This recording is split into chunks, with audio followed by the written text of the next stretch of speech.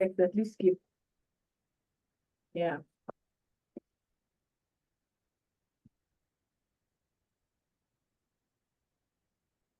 So for those colleagues who came timely, welcome to the third session of the knowledge management training. And thank you very much for joining us. And I hope all of you had a good weekend. I know that Monday is not a good day to be on a training because there's a lot of email, a lot of work on Monday and Friday. So we try to avoid it, but since it's December, it's the budget time, we were forced to kind of schedule it in today. So I just want to warm welcome you for those who came timely. Let's give a few more minutes for other colleagues to join us and we'll start in 3-4 minutes. We have a lot to cover. It's as a third session, it's kind of heavy. We have 4 colleagues from knowledge management section helping us, go through the module today.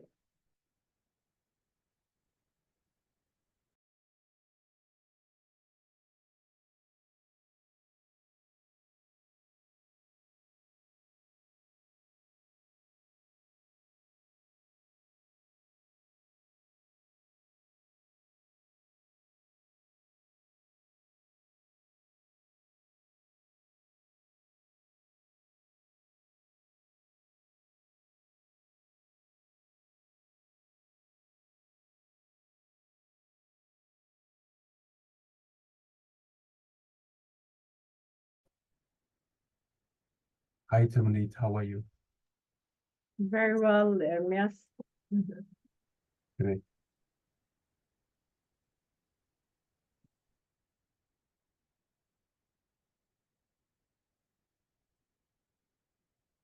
Our colleagues from KM, Gurma, Solomon, Marta, Ermias, all of you are ready, right? Yes, I think they are coming. Either they have joined but I know that they are ready.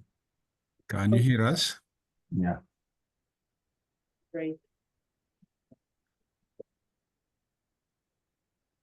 Can you hear me? Yes, we can hear you, Gurma. Oh, thank you. Yes. So when you speak as well, please, if you can turn on those, especially who will be giving us training.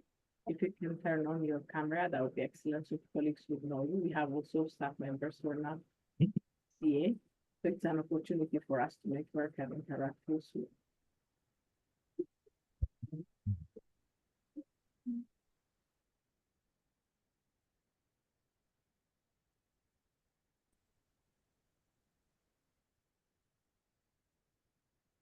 We start in 2 minutes.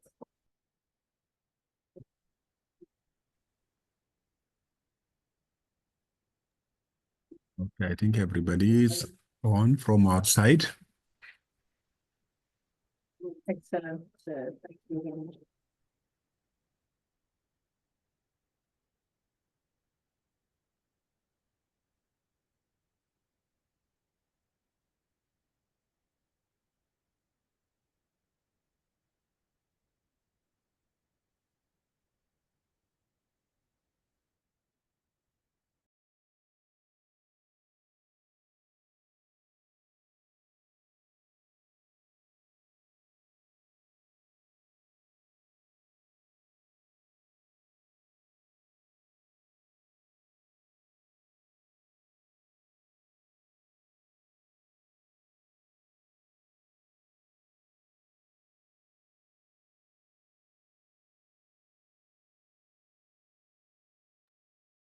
I think we should start 5 minutes past 2:30, so my time.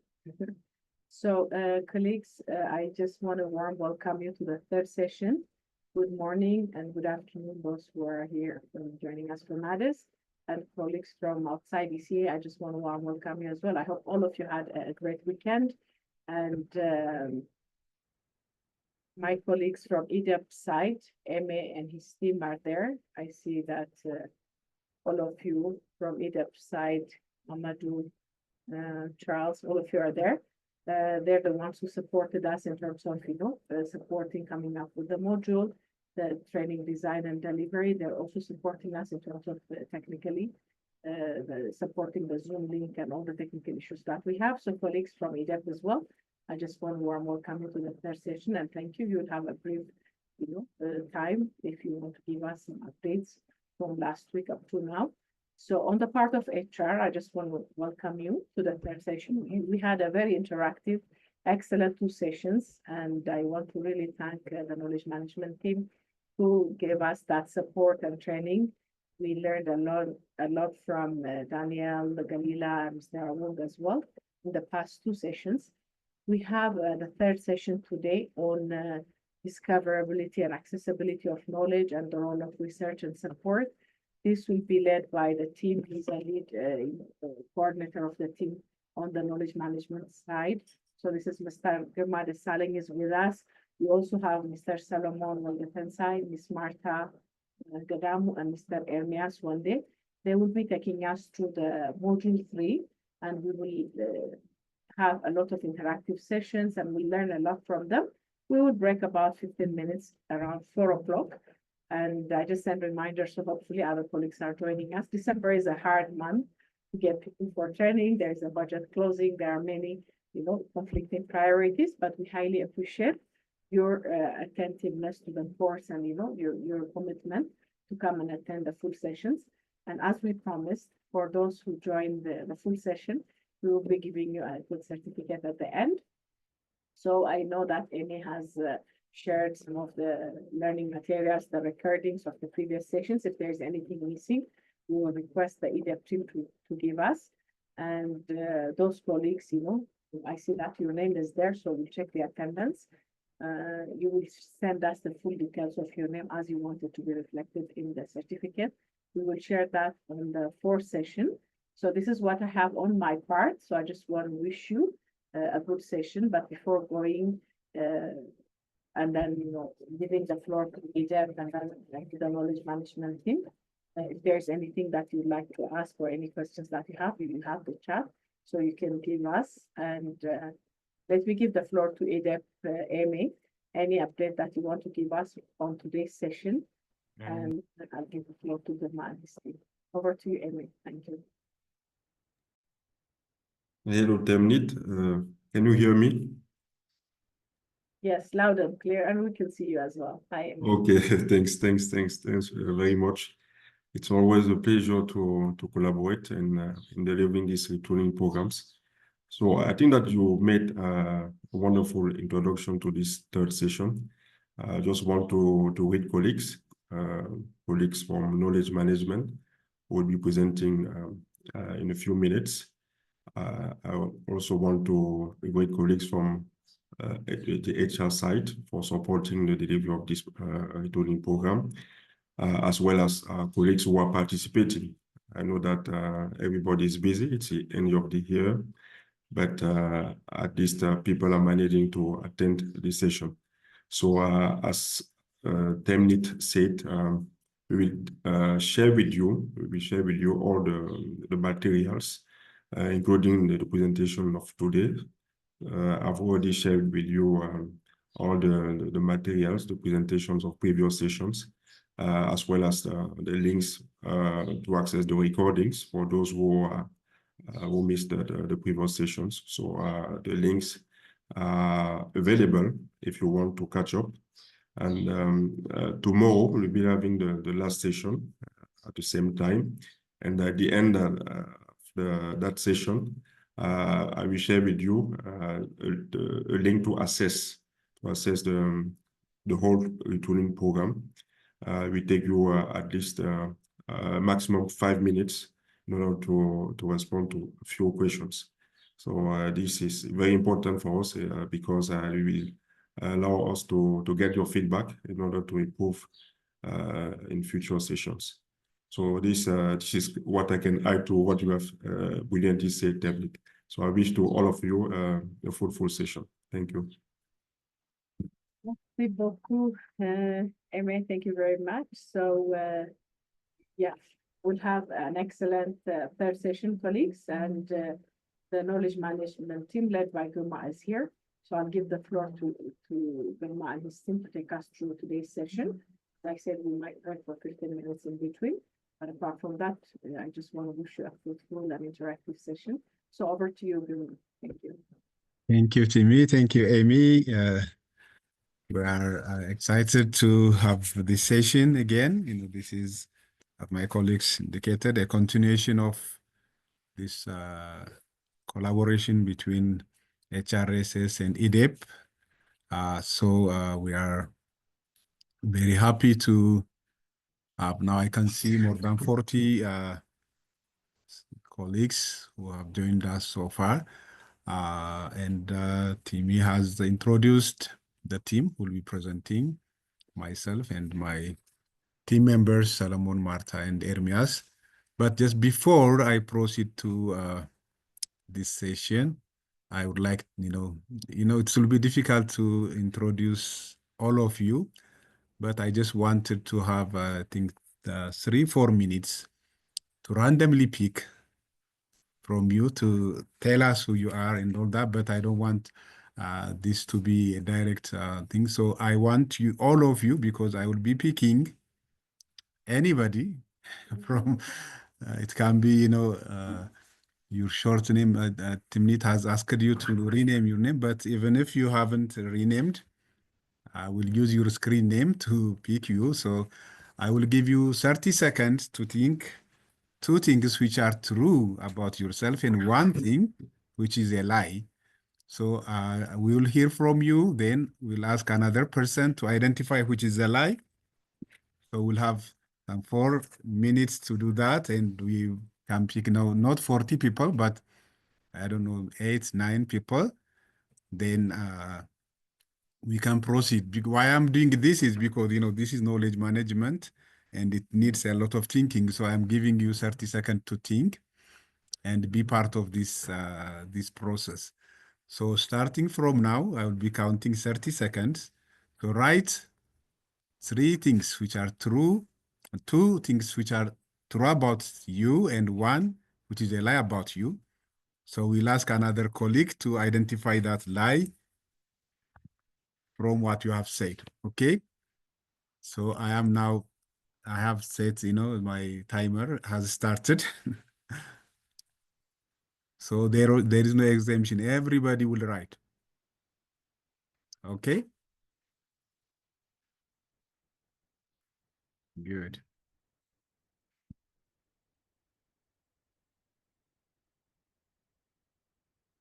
So I am now almost 10 minutes, 10 seconds gone.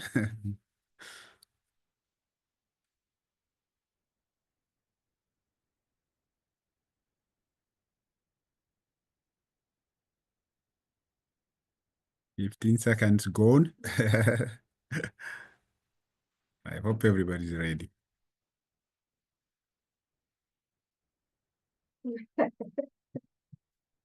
Okay, 20 seconds gone.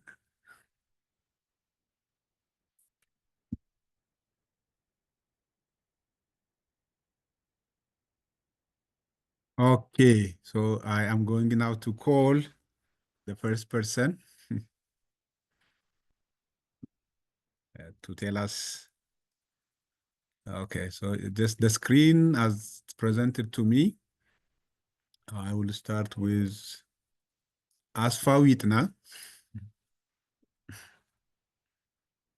Can you tell us 2 things true about yourself and 1 a lie?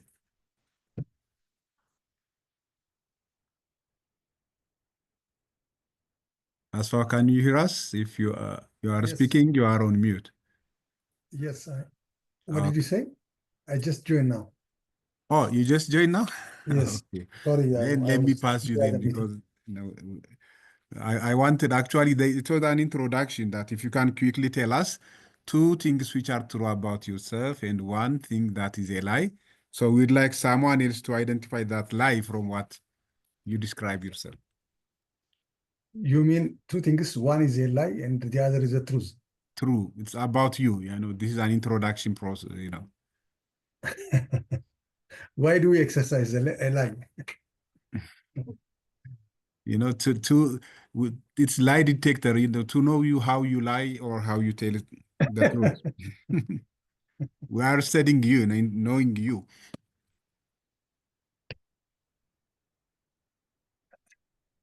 Well, my name is Asfawitna and I am elementary student.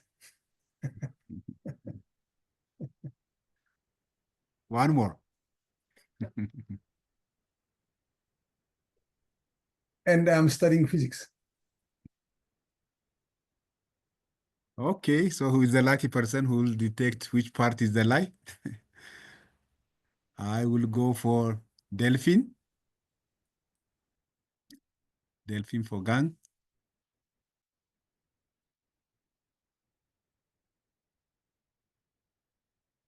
Yes, good morning. Good morning. Good morning. Mm-hmm.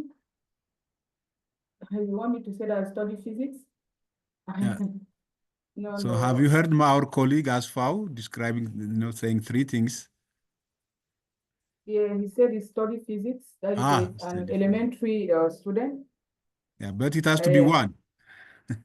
Oh. We want to find out which is a lie. You want to find out which? From the three things that he talked about himself, Mm-hmm. which one is there? Two should be true, one has to be a lie, and your task is to find out which is the lie. The lie is the elementary student. Okay, Asfau, can you confirm? Yes, yes. Okay, thank you.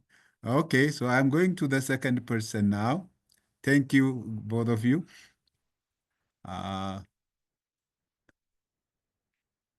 Okay, so I go for Aiden. Aiden, can you tell us three things from which two are true and one is a lie? Okay. I love pumpkin. I am so petite and I love to read books. Okay, thank you. So I will be going for Hamza Jabu.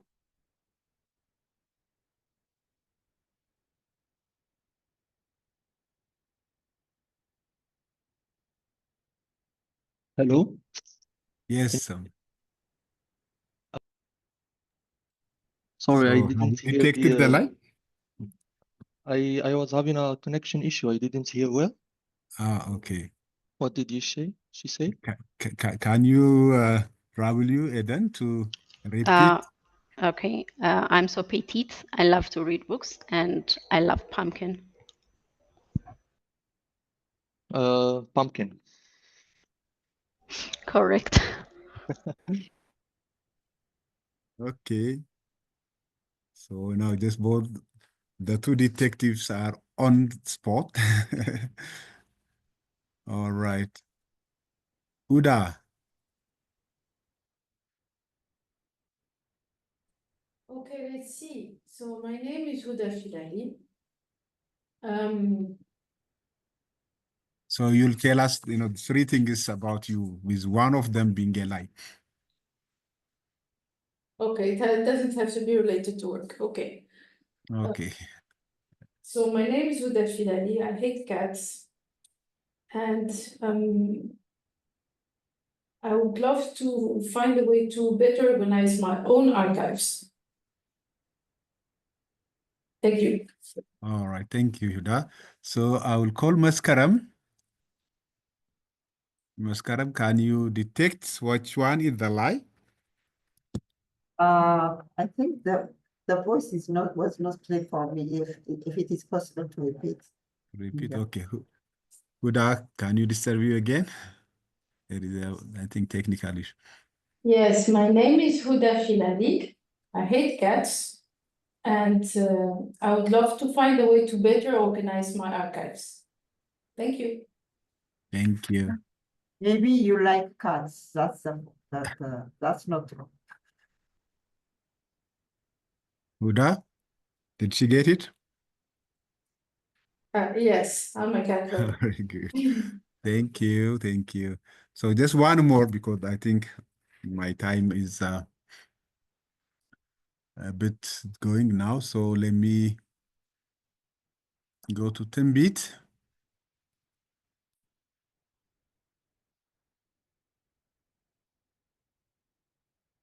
Timbit, can you hear us?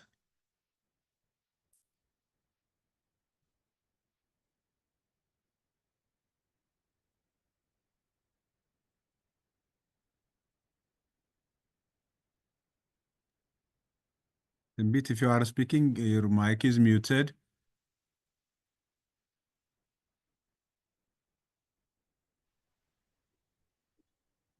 Okay, I think. Yes. Hello. Oh, Can okay. you hear me now? Now I can hear you. Yes, we can hear you. Okay. Thank you. All right. So Yes. those three things with one lie. Can I? Yeah, I want to hear it again. Please, could you please repeat? Yeah, Because the my question connection is interrupting me every okay. minute, and that's the reason. Okay, so the question is, we are introducing one another. So we just Yeah. So for that, we want to know three things about you, with two of them true Okay. and one of them lie. So we'll ask another colleague to detect which is the lie. So I'm the one that I will say the three things. Yes. Okay.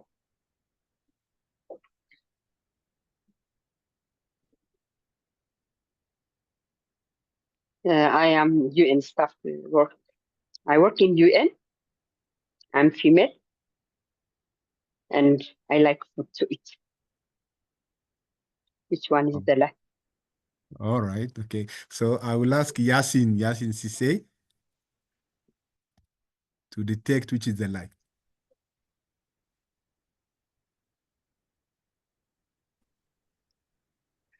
Excuse me, can you repeat again? May I repeat? Yes.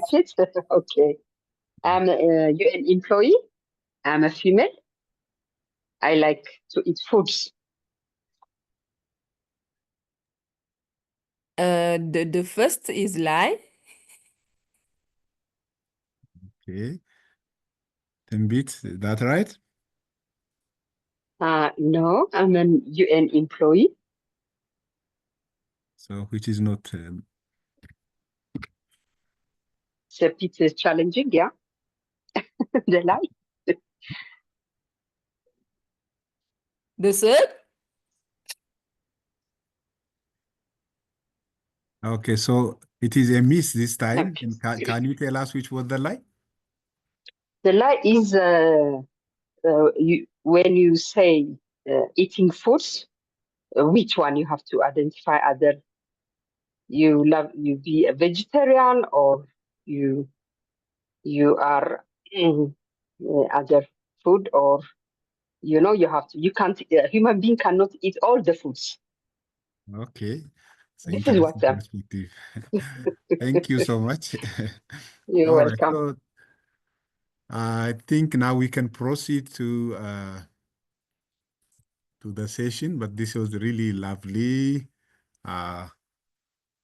for all of you to take the mic and give us a bit of information about you. So at the minutes introduced, this time round, the third module will be addressed by the research support unit from the knowledge management services. So for this, I am the unit head for research support unit, and here I am accompanied by three of my colleagues who will be coming the different parts of this presentation. So I will start by just giving you a bit of background about the knowledge management services section in ECA.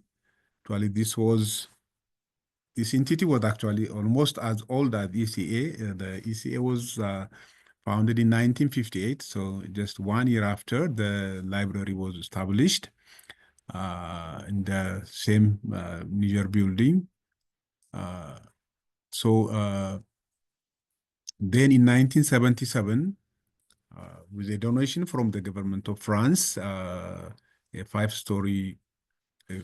floors building, actually, to the two of them and the basement, L1 and L2, and two above the ground, and with ground floor where we have actually, if you are going to visit us today, you will be, having a very good experience of open space full of natural light and with all climatic conditions that the lighting system, energy saving. It's only when you have movement or when the outside area is dim that it increases its intensity. And we have also, if natural light and this open space is not enough for you, you can step out to have fresh air also. We have access to the balcony. And then if these two couldn't work their magic, then you have also a coffee corner. So, when you come with us, we will not accept any reason, for not to read and not to immerse in the knowledge that this institution is giving. So, in subsequent years, actually, this library was designated as the UN Depository Library. That means everything that was published by the United Nations in any of its regional offices or at the secretariat level was sent to the ECA library to serve as the UN Depository Library for reference on UN knowledge products. Then in 2012, some 12 years ago, then it became necessary now to merge the knowledge management functions which were being handled by different divisions and units of the Commission to merge with the library, and the library started to be known as Knowledge and Library Services. Since 2024, that was the name adopted. And finally, the last 6 years now, this Knowledge Management Services section. So the library service is subsumed to be just one of the knowledge services. So this is our story.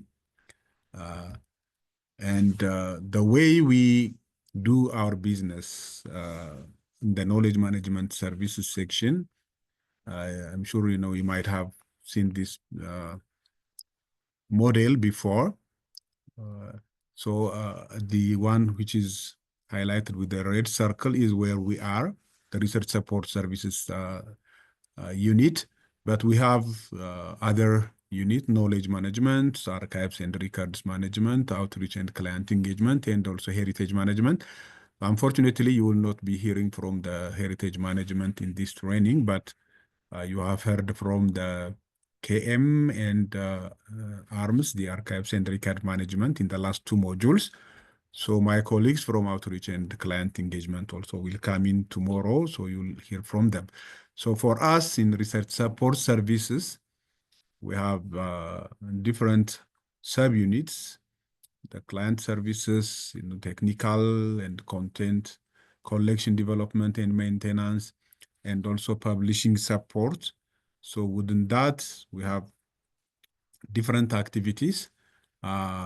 So I will now call my colleague Ermias to step in and take us through the kinds of services we have in development of content development, how we do that, and also how we provide reference services and describe some of the services. Then he will be followed by Marta, who will guide you through in describing the knowledge resources we have, the online resources, the physical resources, and Salomon will take you through information literacy.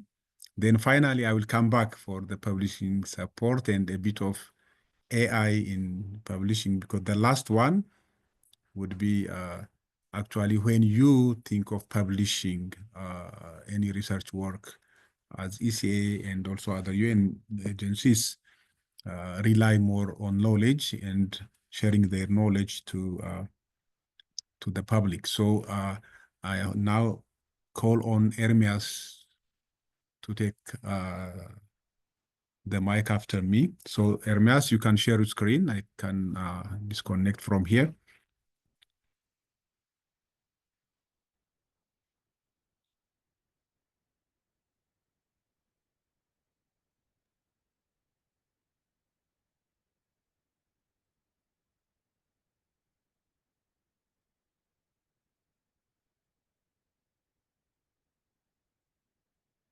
Hermias, if you are speaking, you may be muted.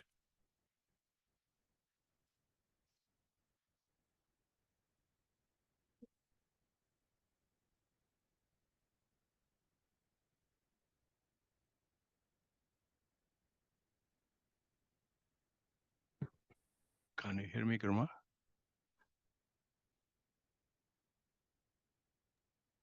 Go ahead, we can't hear you. Okay, you cannot start screen share while the other participant is sharing. I think you have to close that one, maybe, Gurma. You have to close from your side, yeah. You have to. You are speaking muted, Gurma. You are muted.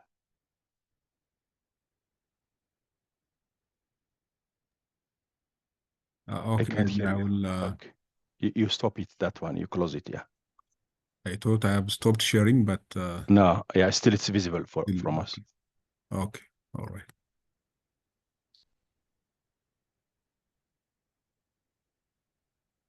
Yeah, but it says asking me to share. Had anybody shared? Okay, let me see.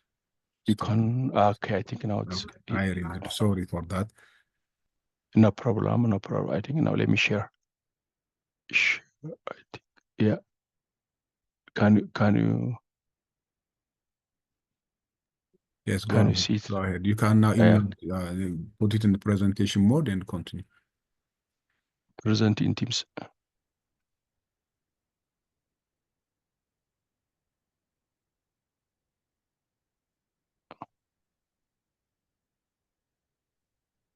Yeah, I'm still okay.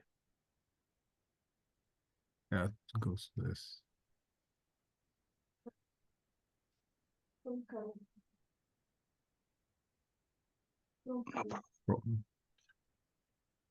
Okay. Can you see it now, Gurma? Yes. Go ahead. Yeah. Okay. Okay. Thank you, Gurma. Good afternoon, colleagues. This is my name is Hermias. I work for KMSS for the last I can say 12 years. I have been supporting information services at various levels, physically as well as virtually. I was supporting engaged in reference services, in providing integrated library services and several other performing functions at library. Now, quickly, for the sake of time, I think I have to start presenting you my share of slides that I have. So after all, it's knowledge management. The training is on knowledge management. So knowledge management is just about creating organization and sharing of knowledge and data for an organization. The organization procures in various modalities, like accesses different information like purchase, through gifts, or through exchanges. We acquire several multidisciplinary contents every year from different sources, and we just create access for our users through using various content organization skills, using integrated library management systems, and also we share using different platforms where our colleagues also later will explain to us, particularly those explicit knowledge, where we focus on those explicit knowledge. Also, we are also careful in collecting resources based on the thematic issues addressed by ECA sub-programs to meet exactly the day-to-day operational areas and to meet the researchers' demand every day they are engaged with.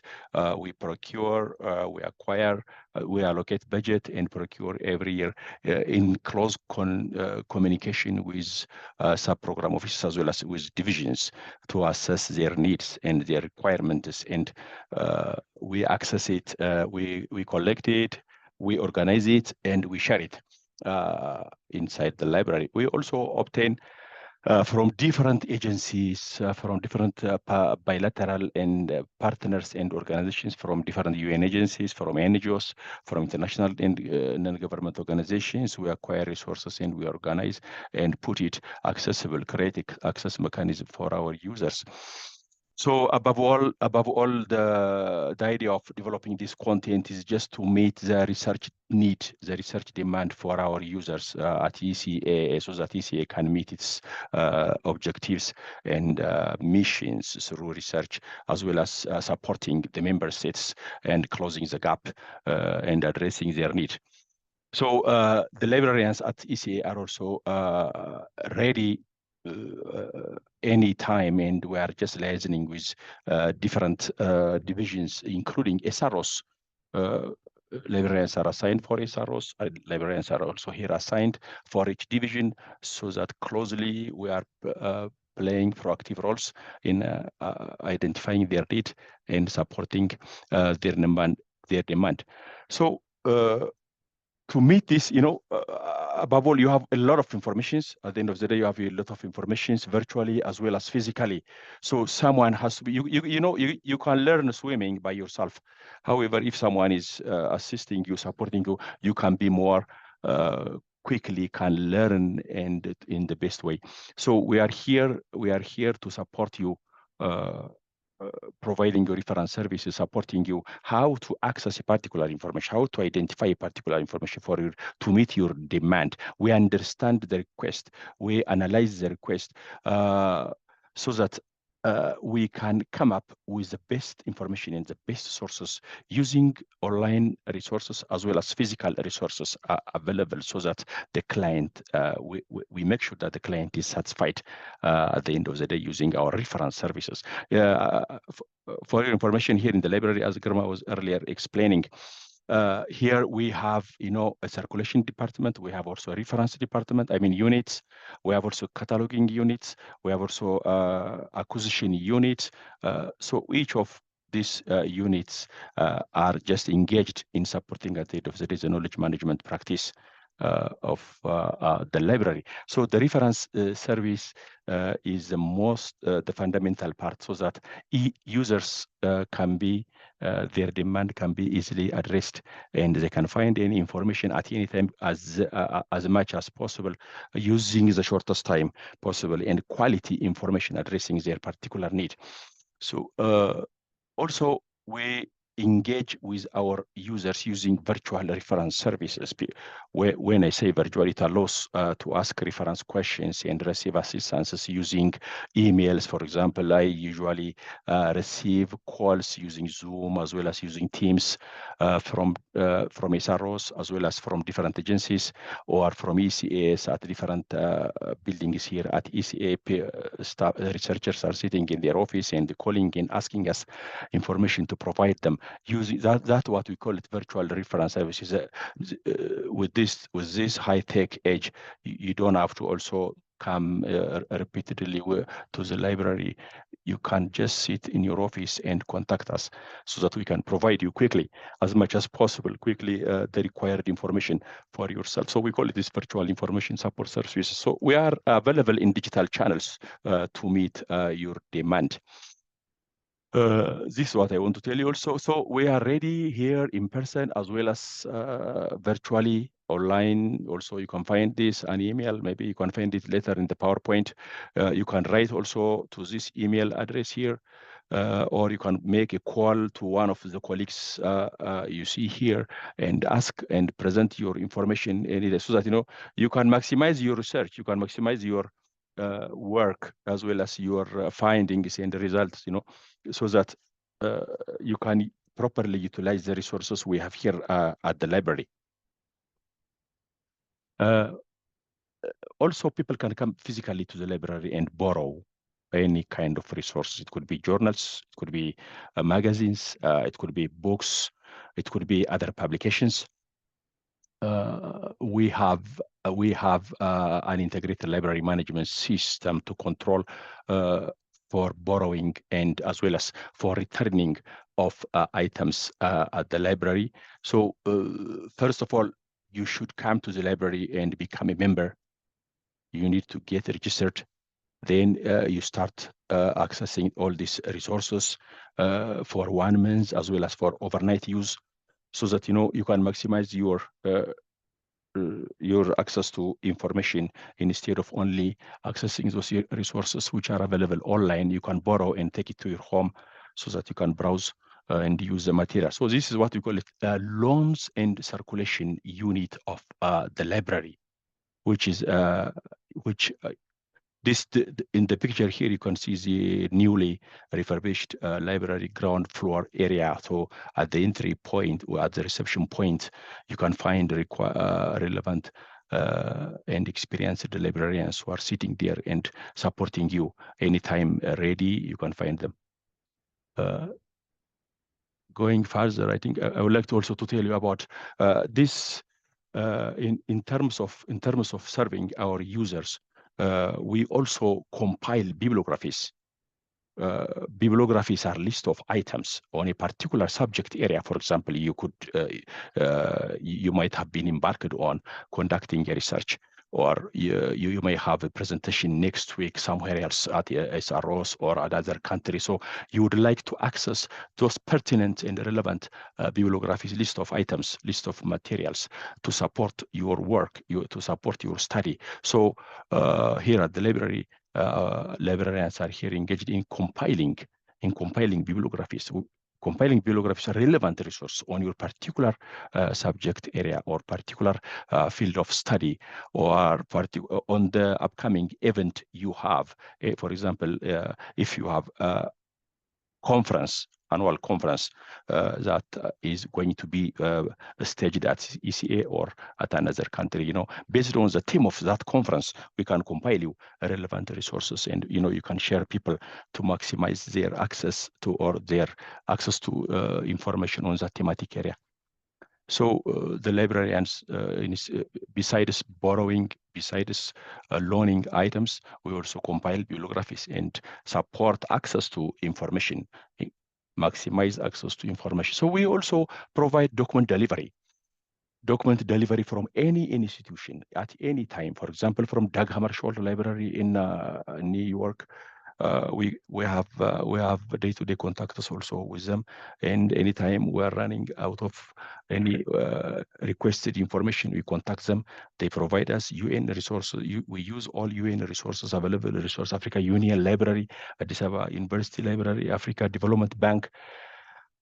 As long as the material is here, we don't have a problem. We support it immediately. But if it is not there, we leave no stone unturned. We just contact any institution we have, so that at the end of the day we have to deliver that request. But we have to be precise. We analyze the request, identify and locate the request, procure, or even if at the end of the day we couldn't find it, we procure it as the fastest means, so that we will be accessing it to our clients and meet their demand. So physical resources also, when we talk about, when you come to the library, you face here journals corner. You also get those monograph corners, as you can see it here, also reference sources, both as the ground floor and first floor. The newly refurbished the library at the ground floor has also a lot of contents now, physical contents, journals, magazines, newsletters, reference books, general reference books, in particular reference books, also monographs upstairs at the first floor. So I think this way also these are in addition to the digital platforms we have available, like the repository we have. In addition to that one, these are the resources that I'm trying to just give you a highlight that you can find upon your visit to the library. So since for the last 3 years, at least for the last 3 years, we have been also embarked on providing knowledge fair programs, which is a method for sharing experiences, encouraging the exchange of information and knowledge, and promoting new ideas and concepts during major events such as Conference of African Ministers, African Regional Sustainable Development Forums. We facilitate access to those information. For example, on SDGs, we mobilize divisions to provide us resources. These resources are organized, printed in appropriate way, and put in a booth during the event day, so that it's a venue to create collaboration. It is a venue to demonstrate countries' experiences, providing opportunities for learning and collaborations, and also share lessons, challenges faced, and also sharing best stories. For example, during the last African Regional Sustainable Development Forum, there was UNDP was there, ILO was there, World Food Program were there, and I forgot some other agencies. And the ECA, mainly ECA, was demonstrating those achievements on SDG, on climate, on poverty reduction, and all those 17 different goals. And you create venue for different agencies. They come up with their own knowledge, so they share experience, they share their own lessons, collaborate, and come up with also a recommendation or the way forward, how to go and work together collaboratively in the future. So this way, we call it knowledge fair. And I think this so far ECA has been successful so far in staging these knowledge fair programs. I remember on Skylight Hotel during 2022, ECA was successfully conducted and shared a lot of contents during COM23, and also during COM24 in Zimbabwe, Victoria Falls. ECA was sharing in a lot of content, numerous voluminous contents, and also accessing these contents, results achieved. What are the results achieved? What are the lessons learned? What challenges we're facing during the performance of ECS programs, so that this can be, shared with others, and the others, can collaborate with us in tackling these problems, as well as in providing us methods, in providing us solutions, in demonstrating also their own experience and collaboration. This is very, very important venture I think ECA was embarking on. And the ECA ETH library, KMSS, knowledge management service section, was on the front point and serving as a focal point in facility. The librarians here are also engaging, are the ones who are engaging in achieving these programs, from collecting, from facilitating divisions to pool their resources, identifying those vendors to print the materials, in setting up the booths, and running the booths during the event day, also publishing, collecting relevant resources on the theme, and providing various physical publications from all divisions, collecting and providing, displaying during the event at the knowledge fair. And the library has been playing a tremendous role, I think, in this regard. Also, this is also one of a means in knowledge management. As earlier I was saying, when you manage knowledge, you collect resources, you organize it, you share it. So knowledge fair is one of the most important ways of sharing that knowledge. So, for example, here during Conference of Ministers, during Africa Forum for Sustainable Development, ECA Expo in 2022, I think, during Diplomatic Bazaars, Africa Internet Governance Forum, Africa Hall inauguration recently, we had a very successful knowledge fair also there. Also during Africa Economic Forums in 2023, I think, and this year it was in Uganda. This year also it has been in Uganda. We supported divisions, MGD divisions. We were providing them publication reels. We were providing them using USB. We provided them videos. We provided them contents, so that in Uganda they were displaying using totems as well as using TV screen. This knowledge fair is a multimedia content providing and access source, using text, using video, using audio. You can find different resources. You can shop different contents at a time in a very short period of time. So this is also one of the services that we have been engaged with.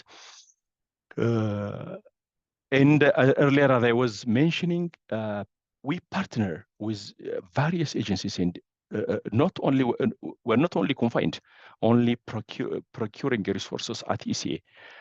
Anytime we partner with the commercial library, as I said, with Africa Union Library, with different global, even organizations in SROs and IDEPs, for example, I remember a very critical information which I was looking for some months ago, and how I appreciate how IDEP colleagues supported me in sending me that information. So we liaise with any agencies or any body, so that to promote our knowledge products, as well as to get access to those knowledge products and satisfy our information needs for our clients here.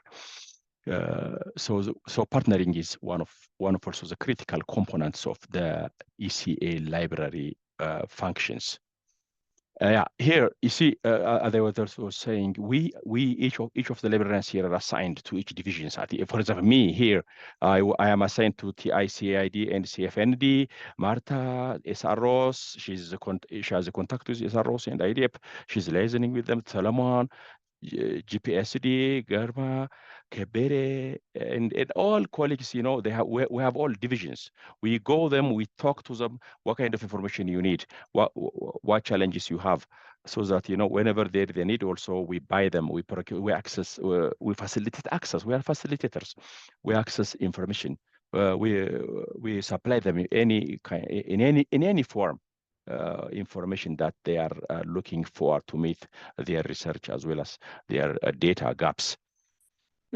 So partnering, when I say partnering, not only with other outside institutions, but also it is with internal divisions at ECA. And we play, as I was earlier saying, proactive roles also in supporting them, whenever divisions are changing their name, for example, whenever divisions are changing their role, we also act accordingly. We also start, you know, selecting. If last year we were subscribing any information on developing economics, and to this year, based on the change of that division's role and responsibility, if that developing economics journal is not relevant, we change according to their need, so that we are flexible and still we play proactive roles. I think let me stop here and also get back to Germa. Thank you, colleagues. Thank you. Yeah. Let me. Exhaustive presentation of our services. Now we'll go to Marta, who will lead us on the knowledge resources that we have. Marta, you have the mic.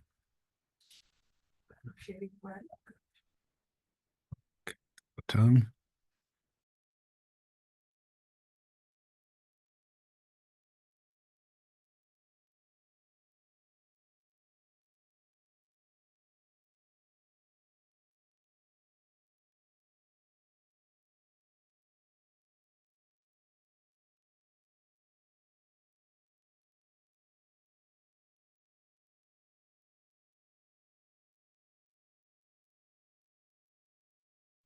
Apologies, colleagues,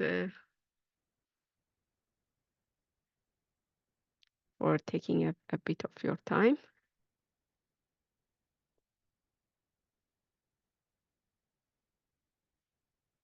Okay, can you hear me? Colleagues, can you confirm that you hear me? Ermias, maybe? Thank you. We can hear you. Yeah. Thank you, colleagues, again for joining us. Thank you, Germa and Ermias, for taking us through what we have so far, and I'll be leading you through the resources. I'm an acquisition librarian. My core function is making sure that whatever ECA acquiring the contents that ECA requires. And as Ermias has indicated earlier, we use various mechanisms to get whatever you need from your informational requirements from you. And then once we get it, we acquire it. So what do we acquire in terms of the resources? What we have been acquiring, and what we have at the moment is we have both the print and e-collection. As the season is changing, our e-collection content is increasing as well, and we are shifting out of the print, but still we know that we live in Africa, and we depend on a lot of print. And actually, the older generation, you call me the older generation as well, we prefer the print, but we need both. So we have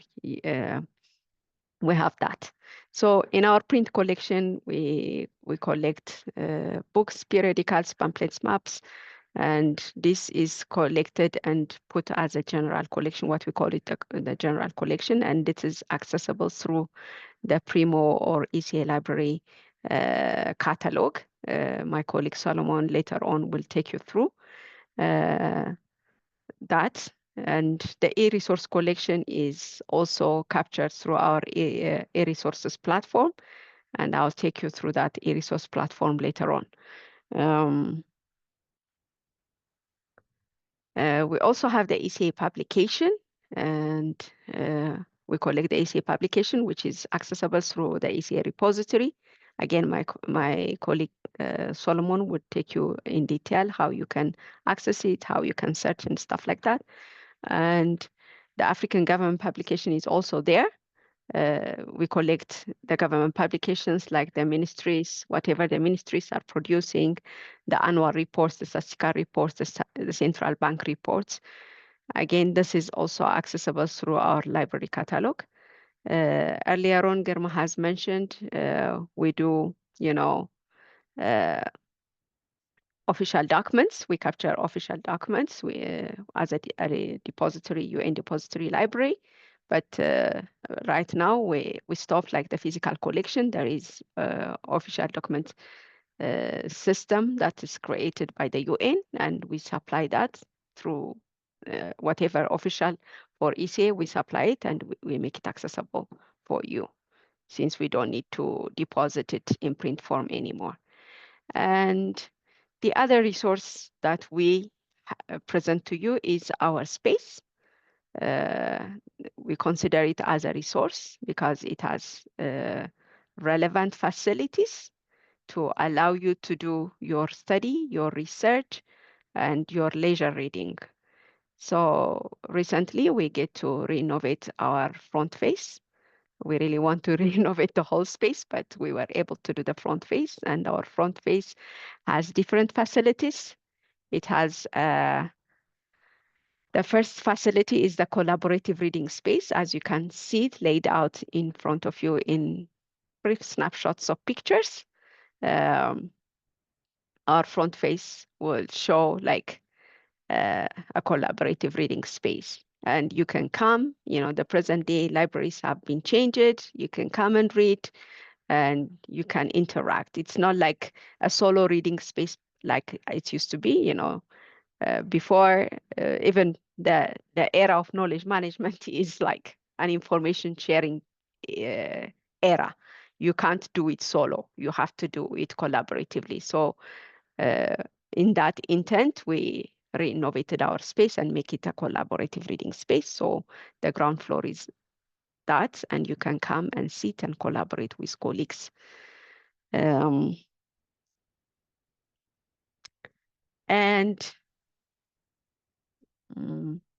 the other space we have is a lecture hall, where we have a special room that is designed to host various lectures. This is a learning space, so we encourage all of you to come and present your content. If you are writing an article or a book, or if there is any printing that is being published by any of our colleagues here or within from our clients as well, from our partners as well, from the Addis Ababa University or various universities outside of Addis, we facilitate a lecture, and this is being presented in our currently established lecture hall, which accommodates 50 to 60 people, and it allows a hybrid environment. It's a hybrid environment, so anybody can present from abroad or participate from anywhere. And Our major events, we allow presentation in these spaces are book talks that have been really well-known activity that we have been hosting for I don't know, over 3-4 years. Even during COVID, we used to host them on an online platform. Now we have a hybrid platform which allows us to capture a lot of people, and there is also a social dialogue series where people come together, present various topics, even their personal walkthrough life or walkthrough the different thematic areas in their personal lives. And there is also, we also avail this space for various trainings, including personal development areas like the Toastmasters. So we encourage you to come and use it. It has been open for the last 1 year now, even though the library hasn't been fully open, especially this room has been fully open since 2 months now, but we have been using the lecture hall for the past 1 year. And as Girma has indicated earlier, we have a corner for cafe. If you want to refresh yourself, you don't need to go far. You can come and refresh yourself on the other side of the library to have a coffee and relax. In fact, even in the lecture hall or in the collaborative room, you can smell coffee for those of you who don't drink coffee like me, but who enjoy the smell and get refreshed. You don't need to go. You just sit there and enjoy that as well. So we have these resources, and we have said we have stated various services to you. How are you going to access our resources? Ermias earlier on indicated that we have loan service for so-and-so, you can borrow this kind of materials and stuff like that, but you can also do your searches away from the library. As we have indicated earlier, KMSS, the Knowledge Management Services, has a lot of content. We have been in existence since 1959, and you can imagine the vast number of information we have, and we are in a 5-floor building. So again, you can guess how many contents that is available. So how are we making our resources available? We make them available physically as well as digitally. And the digital environment, we have a consolidated approach, which is the ECA Knowledge Hub and the Knowledge Management System, our website, where we put all of our different gateways, different content gateways together. And also there is individual access points to the actual resources. So the ECA Knowledge Hub currently is under maintenance, but you can also see the few contents we have available, accessible through this platform. The subscribed journals has its own platform as well, the library catalog, the ECA Knowledge Repository, and ASCIA. Since I am more on the subscribed journals and databases as an acquisition librarian, I'll take you through that one, and the other, Solomon, my colleague, who will come later on, will take you in detail.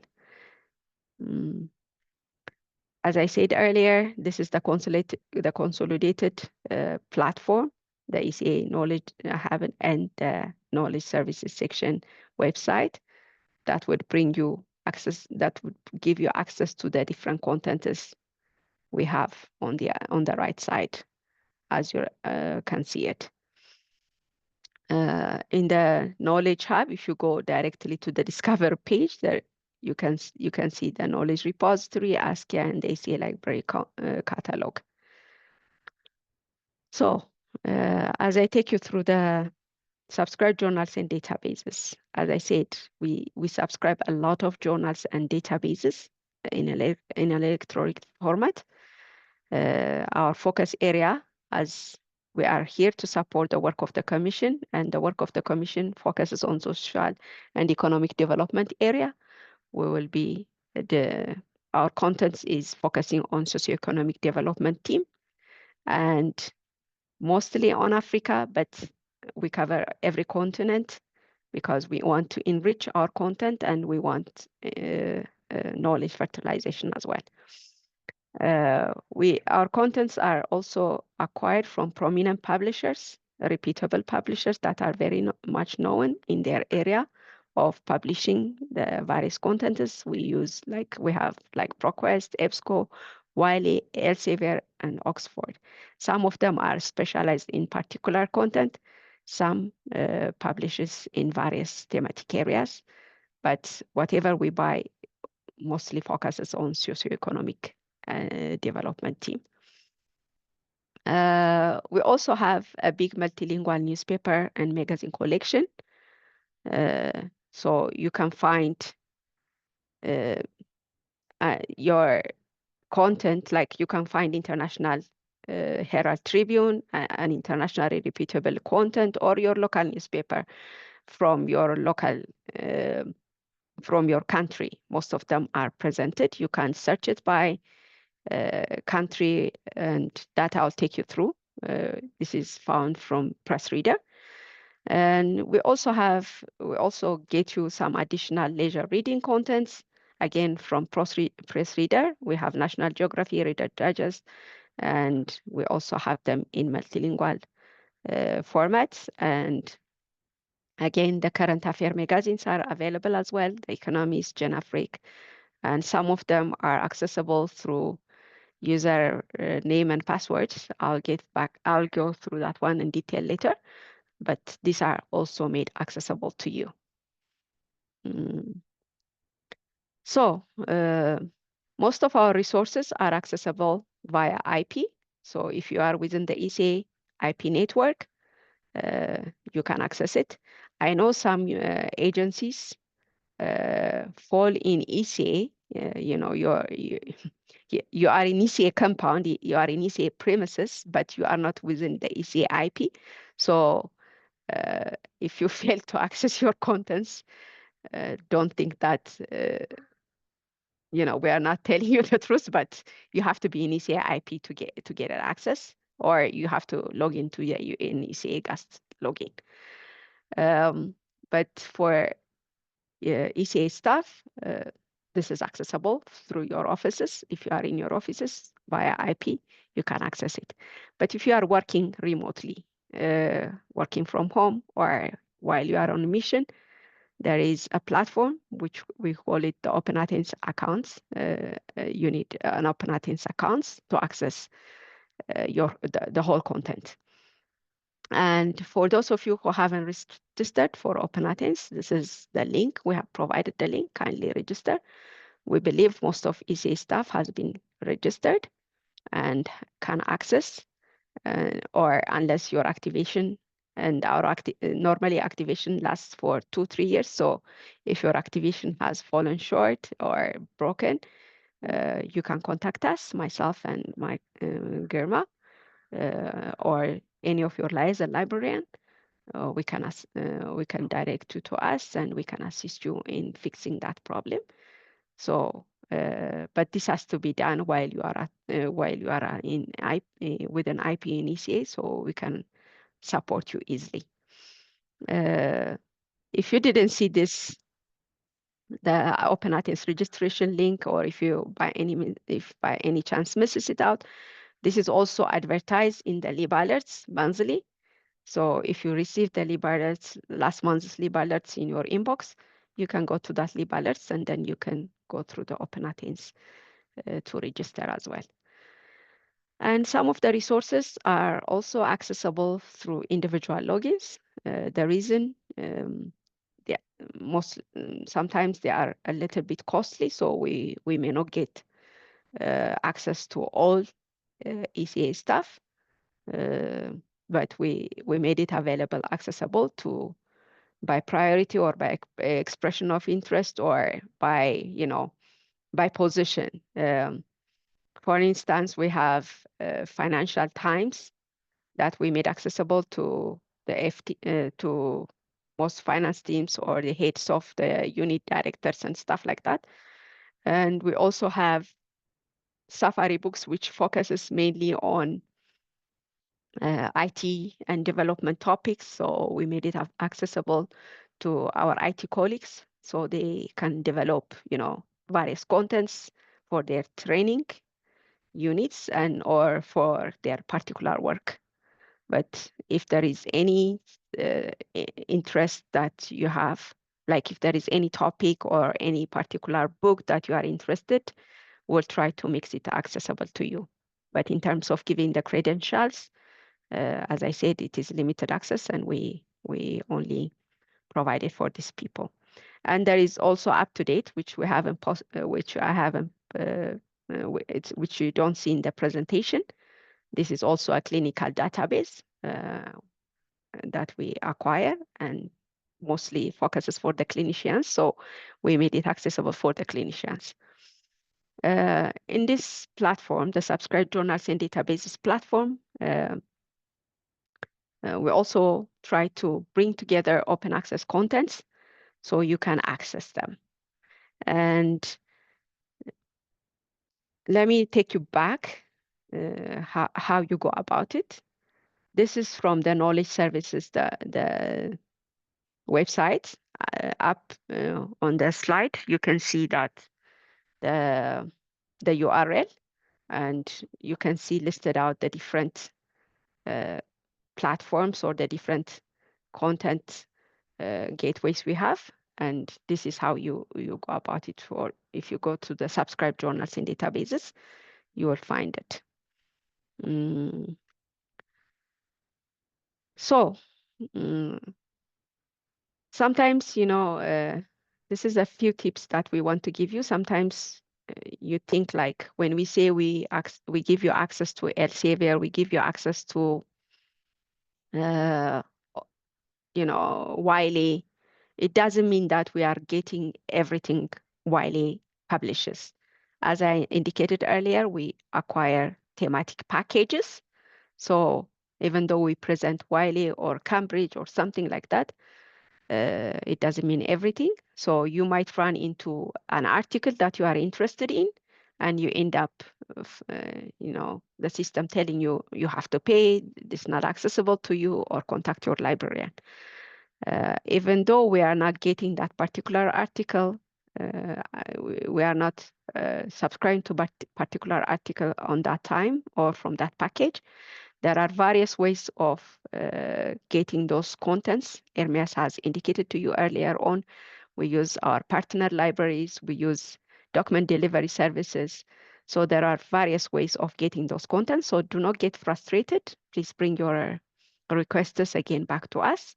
But don't get, what we want to emphasize is like, don't get frustrated by saying, oh, the library is saying they have Wiley, but apparently Wiley is not working. It may not be the case. Indeed, there could be a problem at times with link breakage. Institutions or publishers' development endeavors might fail. And for that reason, we may not have access to the content. But in general, all of our contents are available. And we are here to support you in every way. So when you feel like that you couldn't get the resources you are interested in, please reach out to us through the partner lab, through the liaison services, or directly through KMS's email address that's Hermes earlier on presented, or anyway. We would like to hear from you. Thank you for your attentive listening. If you have questions, I think we'll take it together, I guess. Thank you. This is my part. I'm done. Thank you, Marta. Right on the spot.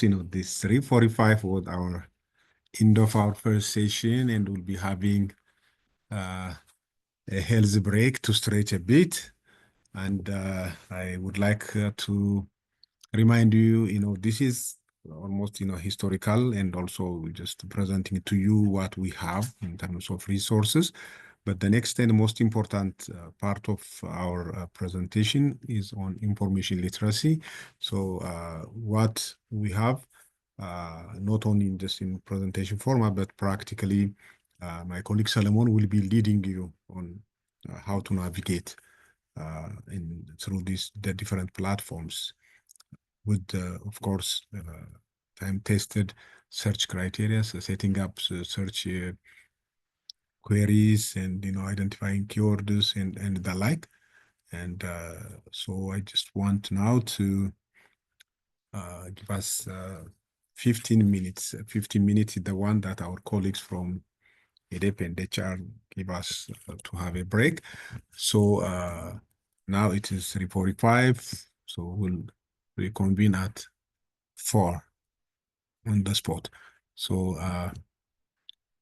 just you can leave your connection logged in like this, but just go away, switch off your mic and go around and come back join us at 4 p.m. Thank you so much and see you in 15 minutes.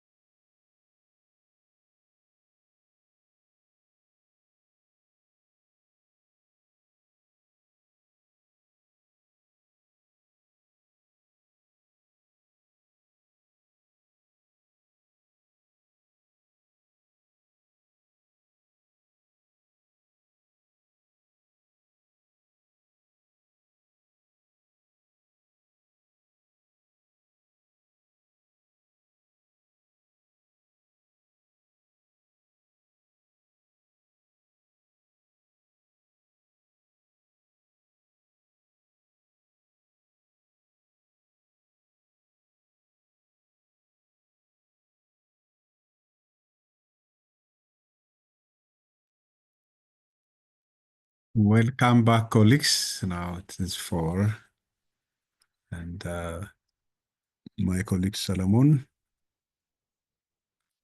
will take us through the next session. So Solomon, if you can start sharing your screen. Okay, Gurmish. Thank you. Let me share.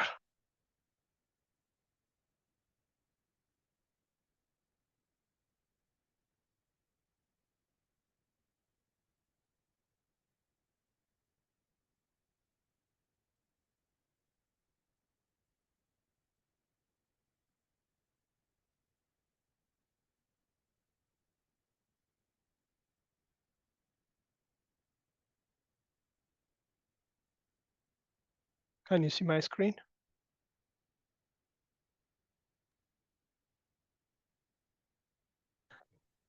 Yes, well, we can see it. All right, thank you so much. You can start the slideshow, or maybe change it to full screen mode. Is it okay now? No, still it's the normal slide that we are looking at. So maybe you can go to slideshow menu and put it in presentation mode from the current slide.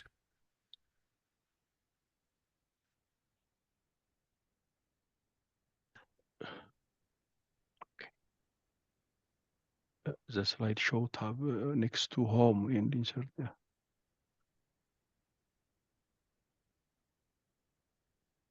Okay. Next to animation, yeah. On the menu, so just go straight from home to slideshow on top, not there. Go a little bit go, higher and right. Yes, right. go to the right. Okay, Yes, here. Up now. Up. Click on the menu slideshow.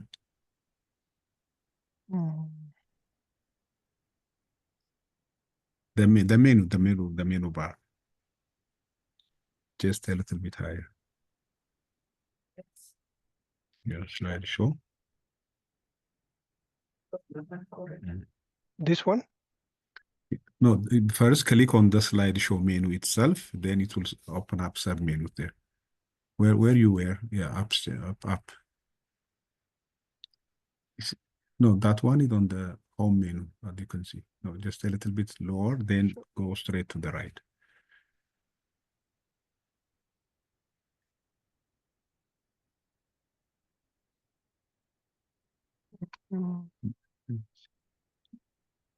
Okay, go to the left. So just that line, go to the left, you'll find the slideshow menu. You are Here? You are in the universal document converter, right? No, go past to the left. To the left. Yeah, go further. Go. Now, one more. Okay, a little bit up now, so that you can read. You can read the slideshow, right? Just above the pointer. Maybe you have covered. It's covered, yeah. Okay, just now there a little bit up, a little bit, just few. Yes, now click. Yes.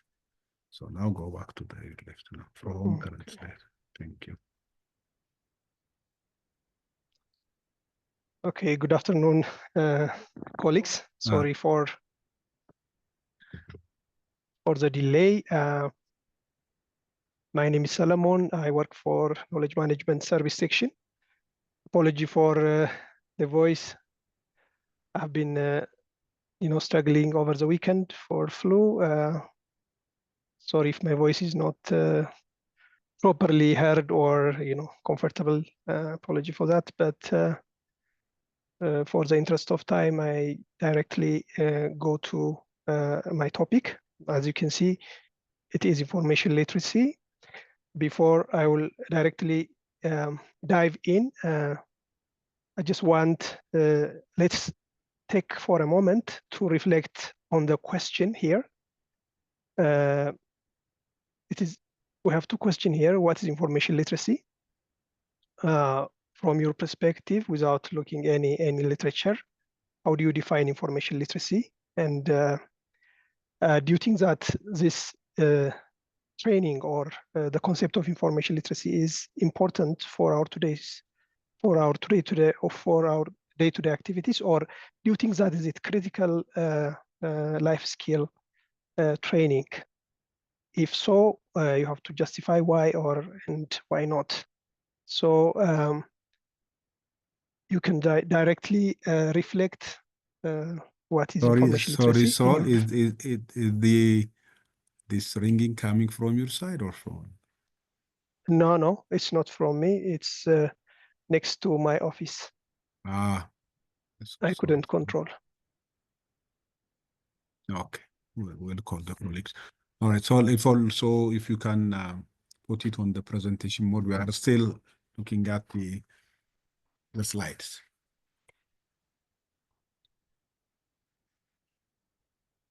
If you reshare it, maybe if you have you started the presentation mode from the screen? Let me reshare once again, maybe.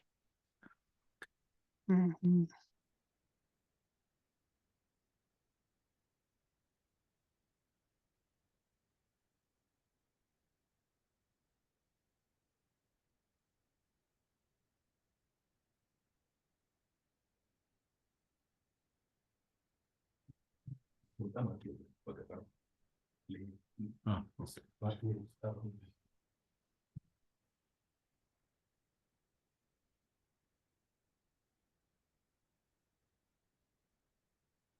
Lamon, you can share. It's not yet shared.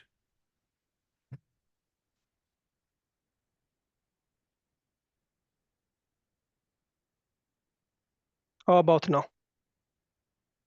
Not it didn't come. It can see on my end. When you share, did you select the presentation? Because we don't see anything, at least from my side, and I don't see. How about now?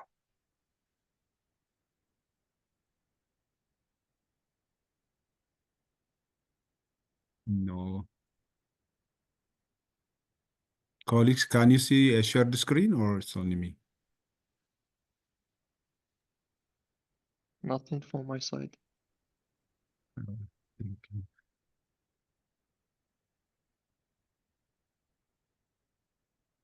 don't know.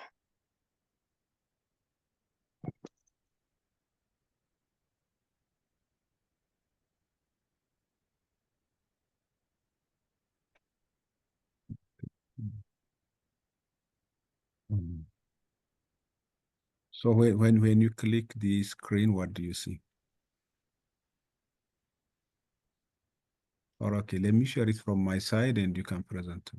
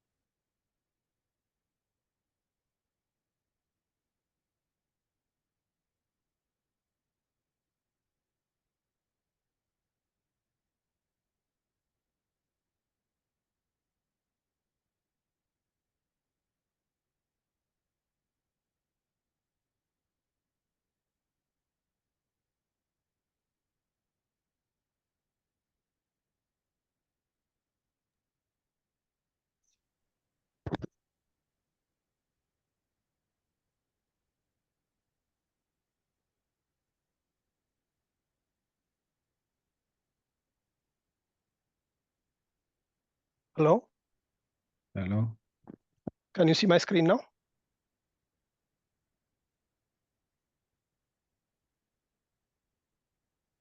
Yes. Yes. Okay. Shall I proceed? Yes, you can, Solomon. But if this ringing is, I think, disturbing, which office is coming from? It's not from my end. I know. I mean, when you hear it, it's from our colleagues next to your office, or we have to tell them to switch it off? I don't know. As you can hear from your end, there is no noise on my side so far.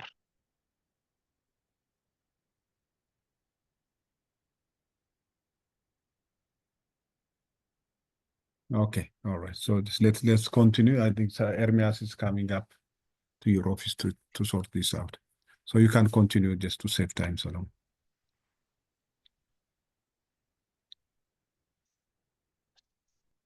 Yeah, but Solomon, if you can choose to what we are looking at is, the screen that you are seeing, but we want to see the presentation. So if you can share the other screen.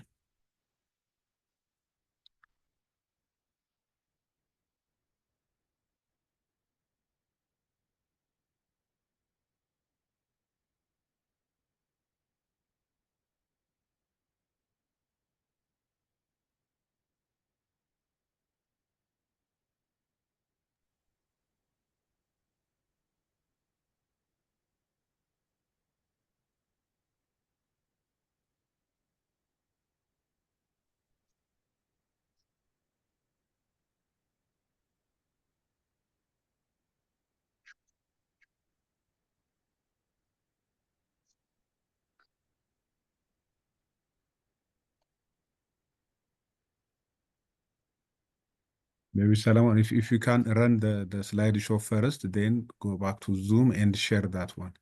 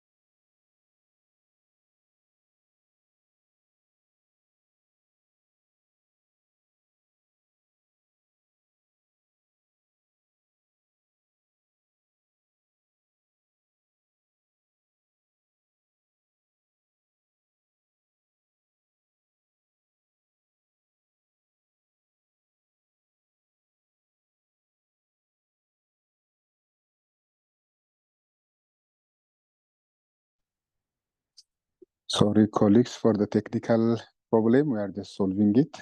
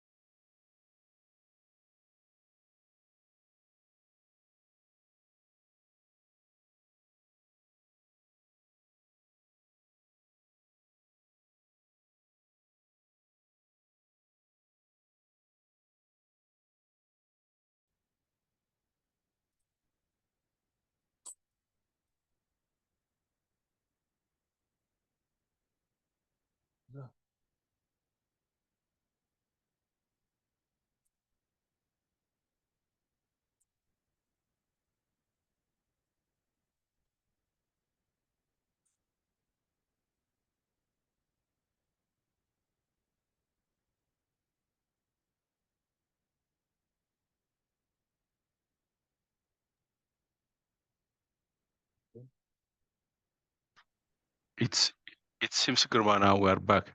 We are back, I think. Okay, all right. Thank you so much for your patience. Solomon, go ahead. Yeah.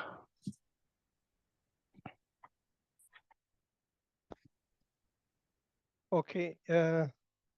Sorry, colleagues, for the technical problem.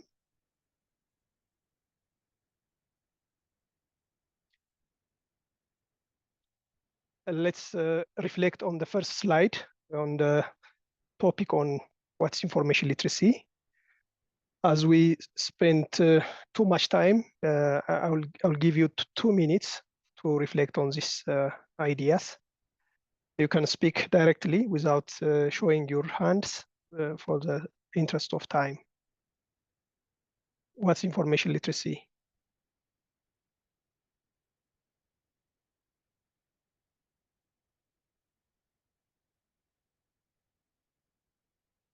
Anyone can unmute and respond. Or colleague can assist me if they can put on the chat, you can read.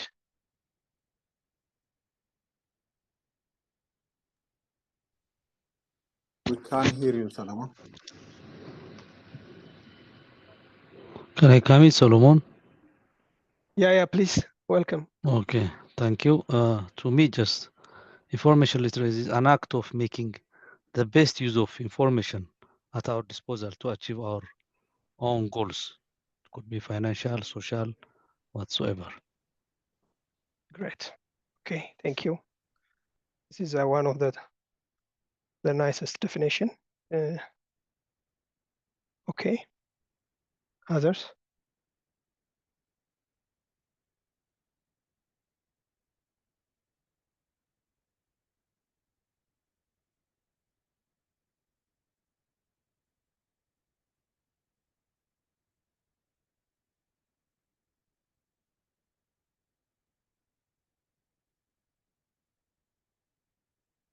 Colleagues, you can respond.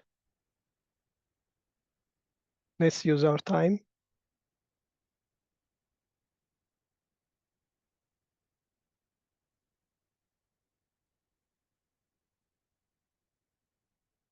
All right. What about the second question? Do you think that this information literacy training is add value for you, or is it? Do you think that this is critical skill in today's digital age?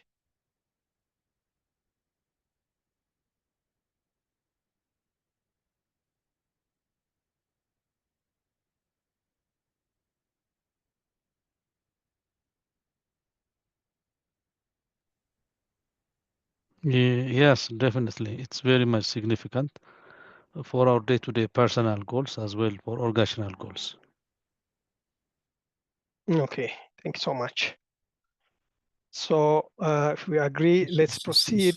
Saul, also okay, there are okay. colleagues who have responded on the chat box. If you can. Okay, you can read if you can see.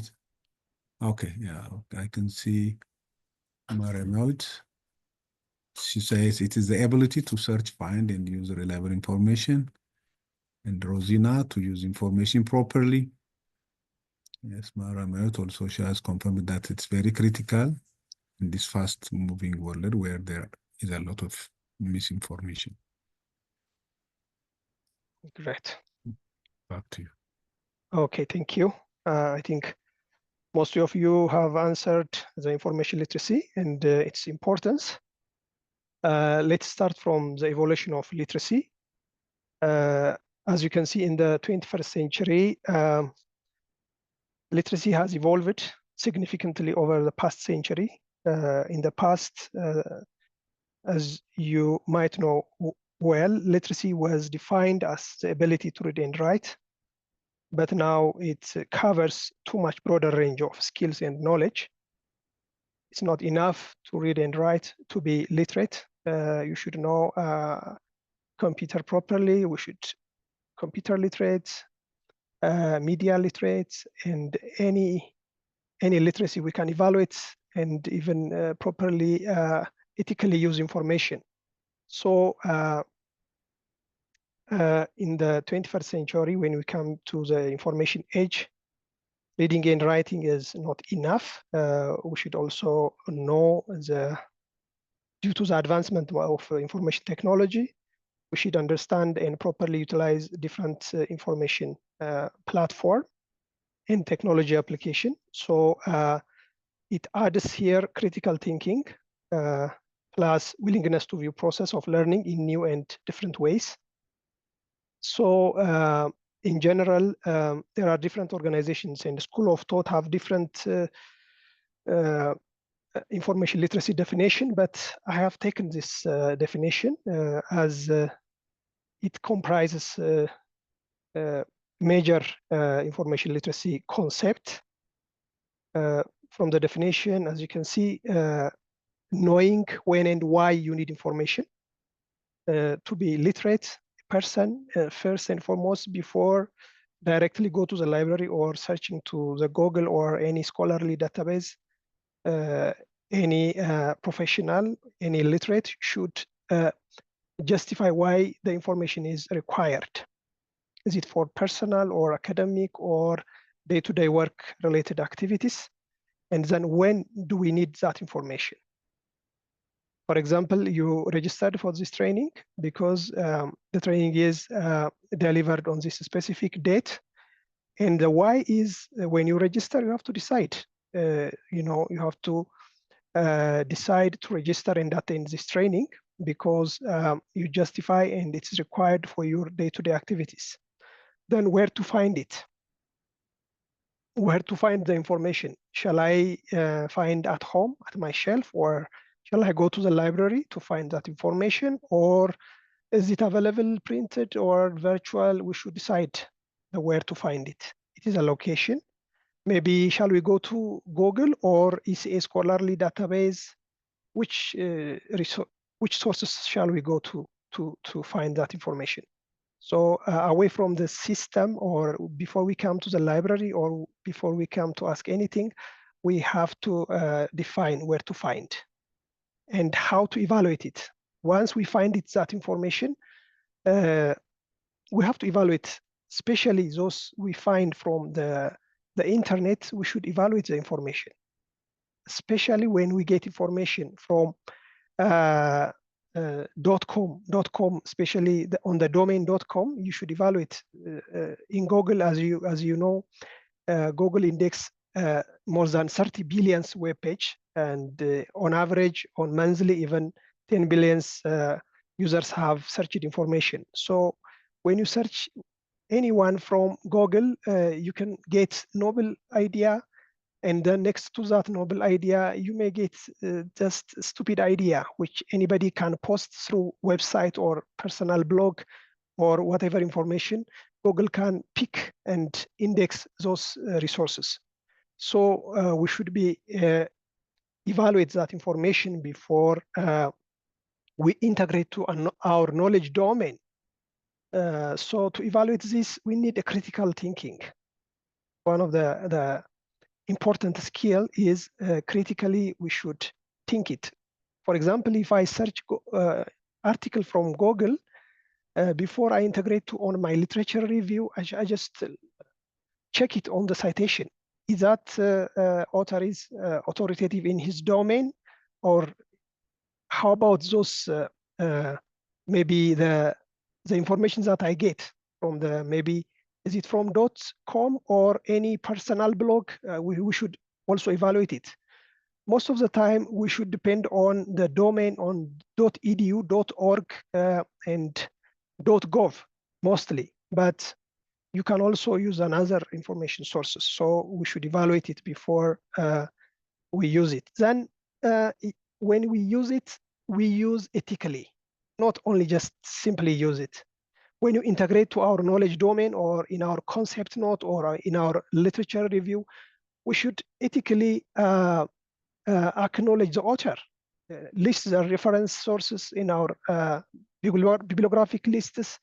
And if you rephrase it also, we can properly acknowledge those resources. Otherwise, our professional integrity put in question mark. So we should also look at the copyright and any other things before we use it, and also not only use, and when you communicate through different media, through printed, or we can publish through Amazon or anywhere, any university, how do we communicate it ethically?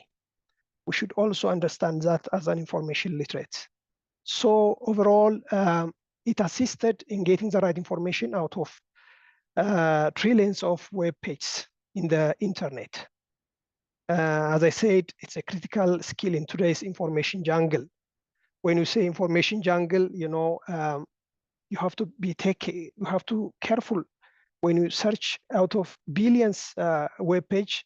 When you just find one information or two information, we should be smart enough and apply a different searching technique. I will show you how we can apply different Boolean terms.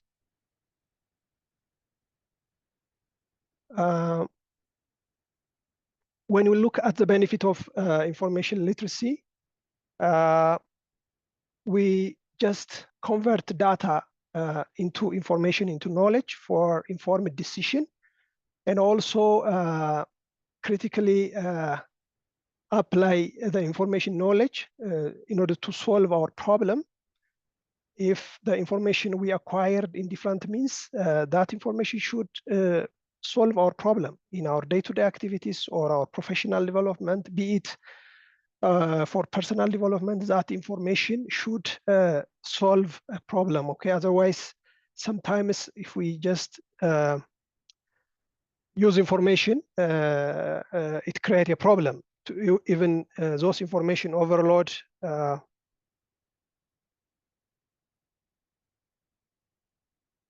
create a problem for us, so we should be, and the other is enhancement of critical thinking. We should evaluate information, not only the citation and the author and the source, even we have to read it, if that information is complete or incomplete. So we should understand that properly. Colleague, can you hear me? Hello? Yes. Yes. Okay, because someone is calling me. I don't know. Maybe from his end, if I'm not lost somewhere while I'm speaking. The other is no, it's loud and clear. Yeah, go ahead. Okay, that is the other point is incorporation validated information in the personal or corporate knowledge. We should integrate and evaluate the information before we apply to our personal knowledge or for our corporate knowledge base, whether it is institutional or for personal development. We should validate information. Then we should apply a lifelong learning. It's in pursuing of continuous knowledge. Imagine after my graduation, if I stopped learning and taking training, can you imagine that ECA would like to employ me and just part of this training? It wouldn't have been, because after even our first degree or master's, things has been changed. Accordingly, we just, due to the advancement of technology, we just taking training, reading, lifelong learning is very important in today's age. Otherwise, degree or master's by itself, if we're not updating ourselves, everything will be in vain. I think I'm struggling for my voice. If you look at effective searching, the first three bullets is when you lack effective searching, what will happen? The remaining three bullets is when you have a proficient in the effective searching, the result will appear like this. So searching for information on the internet is time consuming. As I told you, when, for example, if someone insert a keyword in the Google, from out of billions web page, we just, systematically filter the one we find. We are looking for those information. So if we're not, our searching methodology or the one we employ, the terms and the Boolean operator is not enough to search out of billions information, it's the time consuming. When you wasting our time accordingly in terms of productivity, or will be anxiety will happen. Frustration for those lacking of skills also, it will frustrate. Getting information from the web is simple because when you click something, you can get 100,000 information. But the thing is, getting the right information is difficult. But getting information by itself is simple. But the right information out of those millions, billions web pages, it requires effective searching skills. Majority of the people doesn't know, especially even the academic area, especially for those search engines, the full search capabilities. So if we are not properly utilize the full search capabilities, the advanced search especially, we cannot benefit from the one we are looking for out of those databases or search engine. When we are good enough in effective searching, it allows us to find the material we want from the huge number of online resources. We can easily find the right information at the right time. And even as a librarian, we can provide the right information to the right person at the right time. And also, it helps us make efficient use of limited access of equipment and bandwidth, especially those who have limited information technology gadgets. We should it's also save time for these things, even save us time and money. On the discussion point here, I will encourage you to participate. There are two major questions here. What are some challenges you face when you're searching for information online, and how do you overcome them? Let's reflect on this, and then I'll come back to the second bullet question. But colleagues, I encourage you to reflect on this. You search lots of information from the web or from database, from library database, or from Google, or from AltaVista, or Yahoo, or any Google Scholar, be it, name it, any online portal. So what is your challenge, and how do you overcome them? You can share your experience. You can speak even without showing your hand.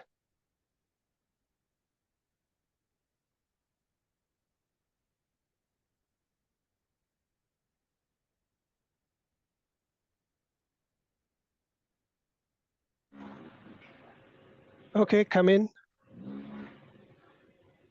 Okay, thank you, Solomon.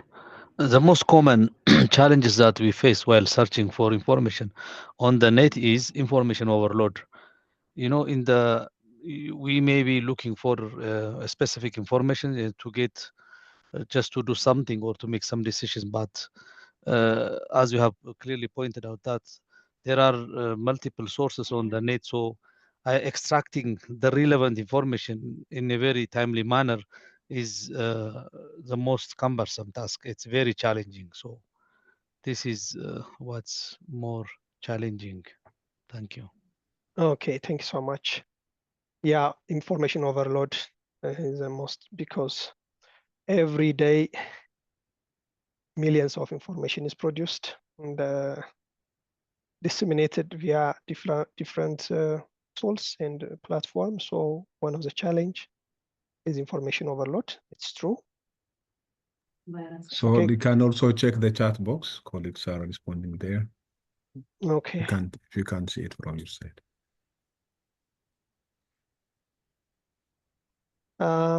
It takes a lot of time to swift through information. Yes, of course, time consuming. I use the search term and inclusion and exclusion criteria. That is a solution. Okay. Search result precision problem. Okay. Okay, we're going to see. That's good. Okay. Okay. Thank you. Next slide on the fact checking. Someone send via WhatsApp or Telegram or email some article which tells about chocolate can help you lose weight. So how do you verify this fact? Can you share directly to colleagues once you receive it from somewhere else, from your close friends or whatever? Or in case while you are browsing, you may get this article.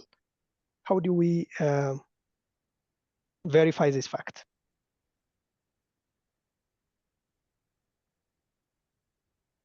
Because it requires critical thinking as we define information literacy. We should critically thinking before we use it, once we search it, and then before we apply and we incorporate in our knowledge domain, we should evaluate. So how do you verify this fact?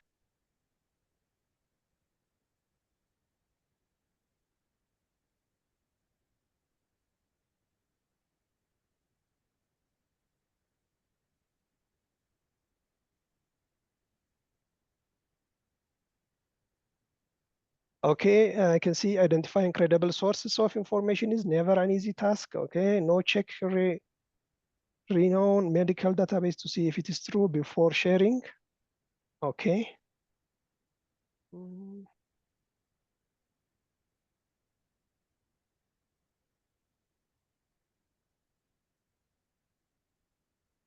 Okay. All right. Is there anyone who can add? Or is it, by the way, is it fact information, or do you think that this, even by looking the sentence, is it correct or incorrect? Leave alone the article, but from the outset, what do you say? I would say that sometimes, companies, sponsor research. For example, the tea company would sponsor a researcher to print out, tea is very important for your health. So I would imagine that, chocolate can help you lose weight, might be like that. But I have heard that dark chocolate is good for your heart. So I might, it's not even face value, but I have this in my back of my mind that dark chocolate is good for you. So I might not negate it at first sight. Thank you, Galil. But it doesn't say dark chocolate or whatever, but so.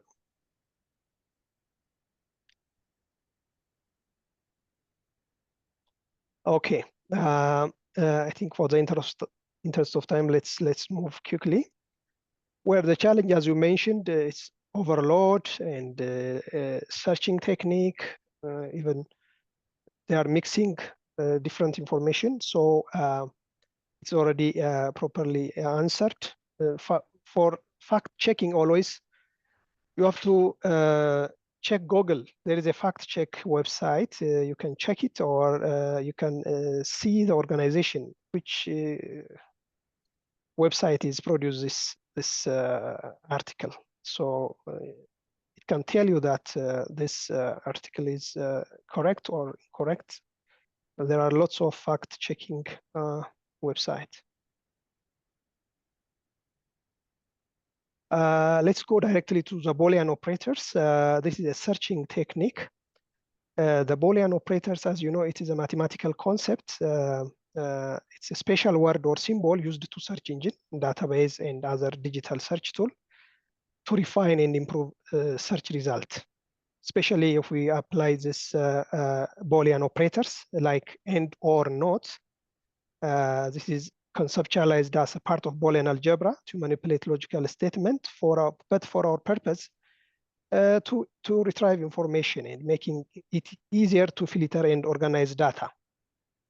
So when we look at Boolean searching, we use command mostly and or not, but we also add another symbol, and different platform apply different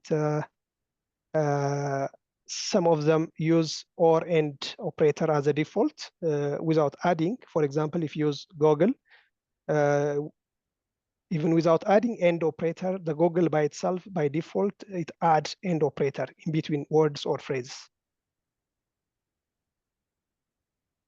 As an example, end operator will reduce the number of results and make your search more precise and specific. If you want to connect different ideas or terms, most of the time it is advisable to use end operators.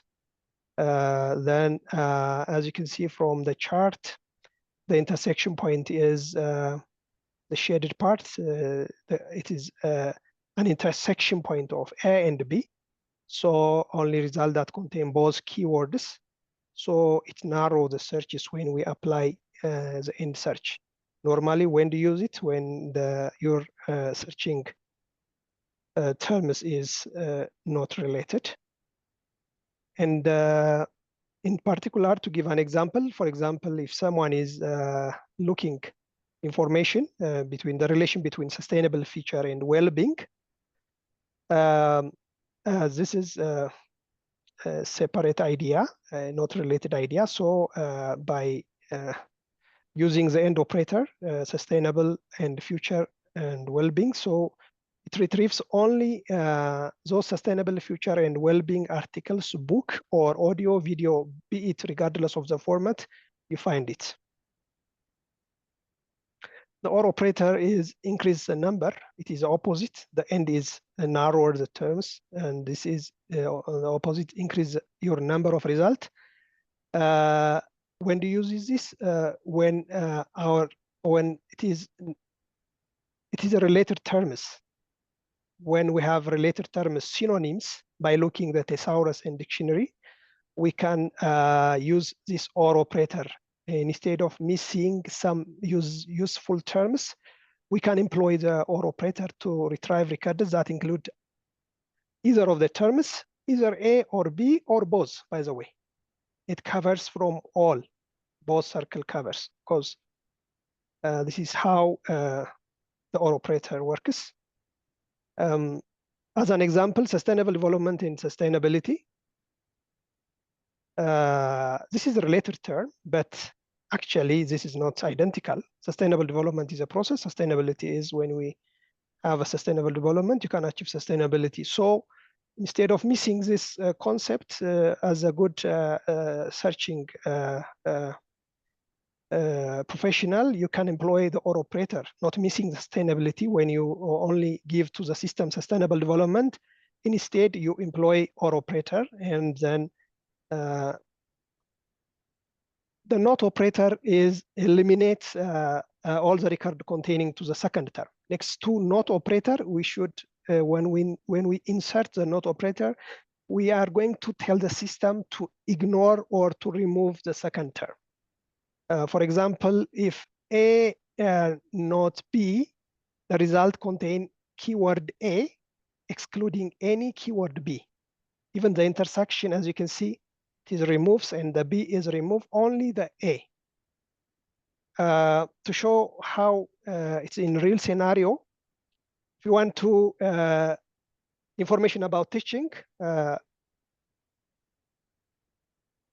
and teaching not post-secondary, then what it gives me is it avoid any post-secondary. It could be a vocational education, university, undergraduate, postgraduate, vocational, be it any after any certified training, it avoids. It's only maybe primary, KG or something. So it excludes the remaining articles or any concept. So this is also narrow our terms. The truncation and wildcard, almost the purpose is the same. What it does for us is to fill in or one or more letter in our keyword. For example, if you like women, instead of singular, we put it the truncation. symbol, that asterisk, you can WOM and then put that symbol and then N.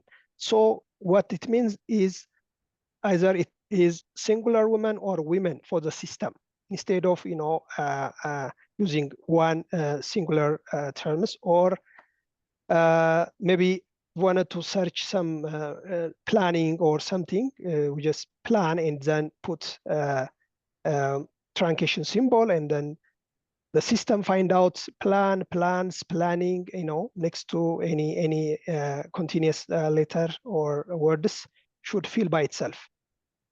And wildcard is a bit different from truncation. Wildcard, for example, if you can see from example,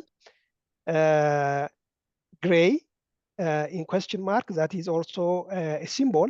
By the way, symbols are different from platform to platform.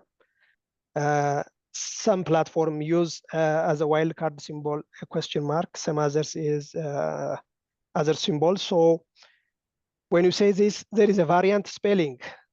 As you can see, the gray and the gray it's the same meaning, but different spelling from American and British spelling, as you can see. So parentheses also used, especially the advanced search technique. We can use parentheses to control the order in which we are processed. It helps us to create more complex and precise search query by defining how terms should be combined. For example, if we search information on climate change and global warming on policy and regulation, once we select the keywords climate change or global warming, this is synonyms, as you can see. So this is a related terms. That's why we employ or operator. Then the other in bracket also policies or regulations is also related terms. So we employ or operator, and then in between we employ and operators. So the system first process in the bracket climate change and global warming, and then first process, and also it processes policy or regulation, and then it's just by using end operator, it brings the result for us. The quotation mark, normally when we employ quotation mark in any database or Google, what it means is find the exact phrase as it is. When I say economic development in quotation, I'm telling to the system, bring to as it is. So this is the Boolean searching. So once we know this Boolean operators and how to use it, then when we search something, we should plan a search strategy. We define our information need, as I told you. We should define our information need and then decide which source, whether digital source, scholarly database, or whatever, Google. Find out how they function it. We can employ the Boolean operators or any advanced search technique that is employed in the specific platform, and then you run the search. And once you run the search, after you get the information, we also review it. We evaluate it in other terms and refine our searches. We can filter it, or we can even evaluate the validity of the information. The stage involved in the process of building search strategy is normally, we just come to the practical aspect here. We build concept and group. We should break down the topic into main concept or key terms, and also find develop terms. And when you develop terms, we also just consult dictionary and thesaurus if there is any synonyms for this professional jargon to employ on our searching technique. Then we employ the Boolean operator to to connect the different terms by using or not, whatever. And then this is a flow chart, how it works. First, we ask the topic, we define information, define our information need, we identify concepts and select terms, and we select sources. Where do we go? This is, we work away from the system, and then we construct a search with appropriate command for the system. And then once we find it, we revise it and we refine it and properly manage. Once we evaluate, we apply for our knowledge domain. In short, to summarize the previous flow chart, that means this one, we can break down here in this way. The first example, as you can see, step 1 to 4, for example, we ask information, we define information. For example, what health problems are associated with water pollution? For example, if this is our question to find information on the system, we put here as it is, and then where do you go to find this information? With scholarly primary research. Okay, we define sources. Then what is the key concept here? This is a statement, so we should identify the key concept. Health, water, pollution problems are the main concepts. Then the broader terms, we also define it. When you say health, what does it mean? It is environmental degradation from this context and agricultural management.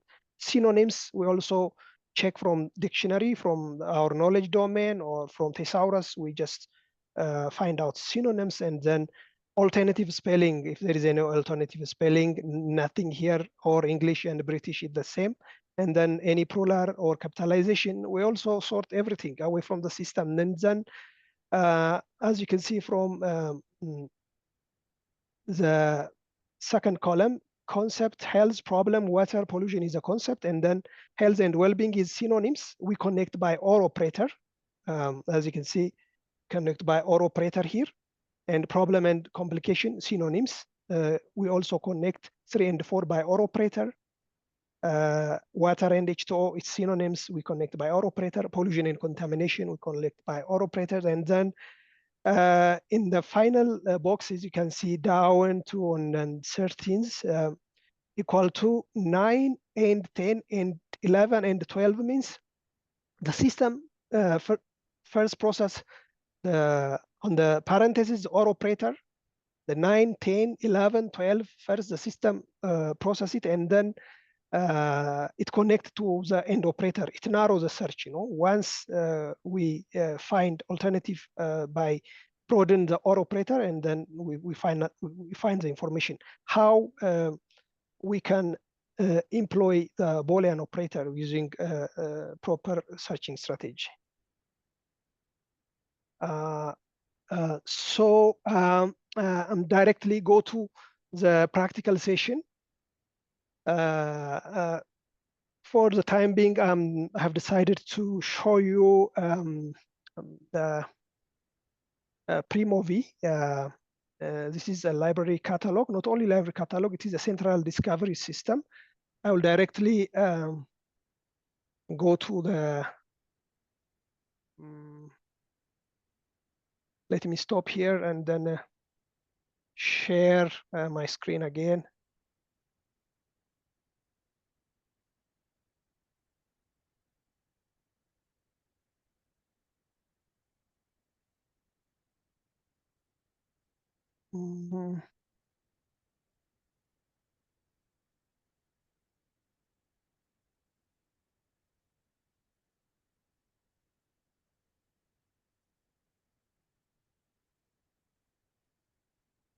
Don't know, let me, without creating a problem, let me disconnect and share my screen.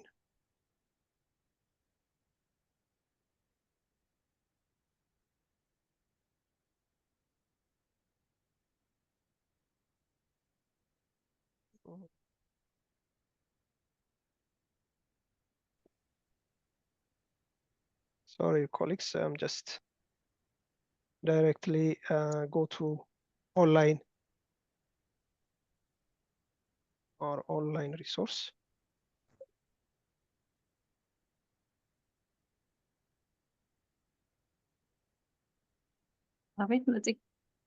Okay, can you see?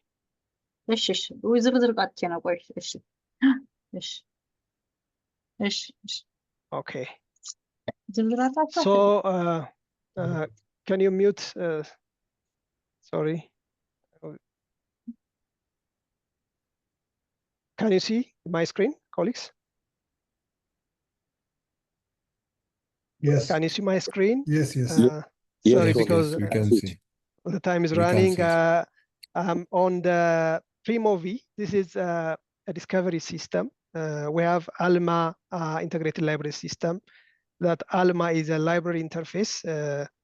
On the ALMA, we have our library holdings, the printed records, different publications as mentioned by Marta and Ermias, and also integrated our ECA knowledge repositories and also subscription. All subscription that has been mentioned by Marta is already integrated with this interface. This is a search engine. It is a central discovery system. Apart from our ECA holding, we can also from other open source resources we can use it. So can you please mute someone who interrupts? So this is a simple search, as you can see. From here, we can search any word here, economic development.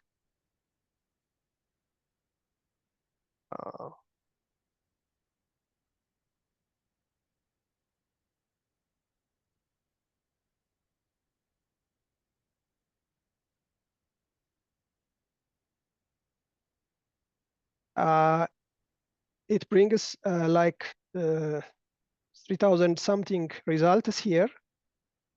As you can see from here, UNECA library, including headquarter, IDEP, and SROs.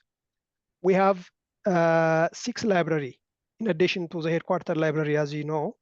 So all libraries are have separate entity within this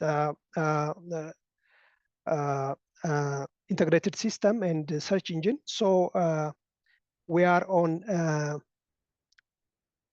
including SRO and IDEP, but we can select here if you want to only Addis Ababa for headquarter or ECA knowledge resource only, you can select this one. For Dakar, from Senegal, anyone who can use from your end, you can select Dakar, and from Kigali also, and all you can define here. Okay, this is a scope, but by default it is UNECA library and IDEP, and so we should also even I can change to Addis Ababa if I want to only information from Addis Ababa. So I will also check it, and the result is the same.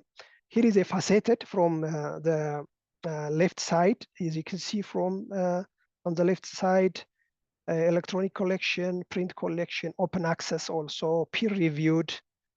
So what do you like? Economic development, for example, if you can put it in quotation mark as it is, something.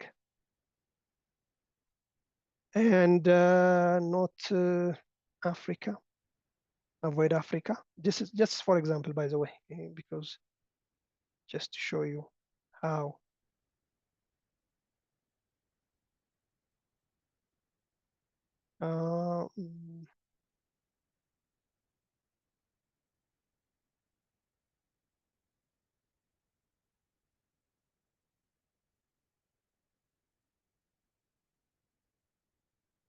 Not that's zero selected. So let me add end operator.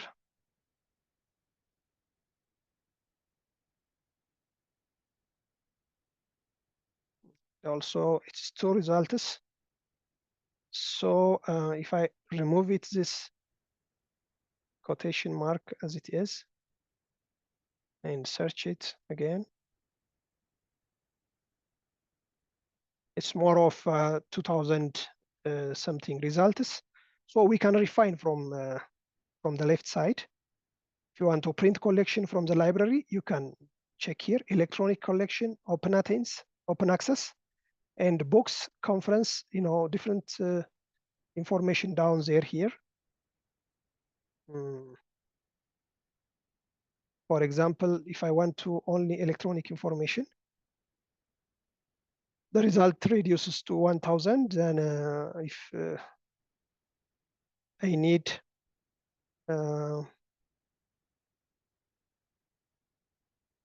this economic report Africa 2000, if my choice is this one, I can go to available online, and you can get knowledge repository. In our knowledge repository, link it to the sources. You can link the source and you can download it. And also we can also filter by using this the left side corner. You can select the peer-reviewed or open access, whatever information based on your interest. But also this one is to search by voice.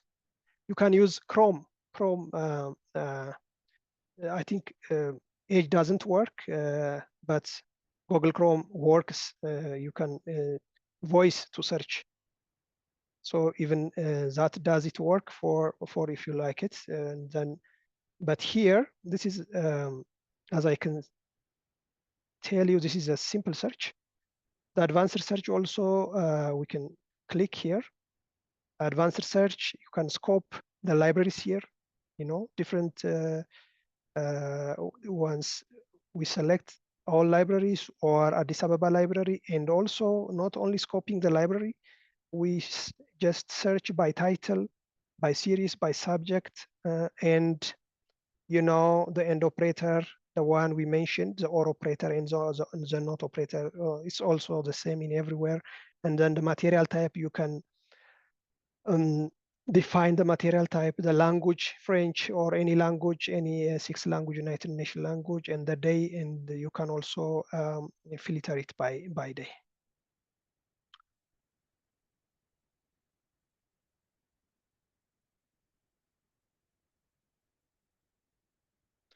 And then this is how you can see. I will encourage you to use this Primo V interface, the new search here, and also the browse.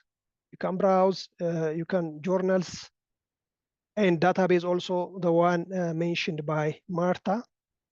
You can also use this one, okay, especially the subscribed journal. We will encourage you to use it, this very peer-reviewed journals. So please use, it's very simple, user-friendly. Those who are in the compound, it is accessible once in the library or in the UNECA IP domain. It's accessible for those who work in the ECA staff, even from anywhere in the world, for via to Open Athens, it can work for you. The other thing that I'm going to show is a repository. Let me show.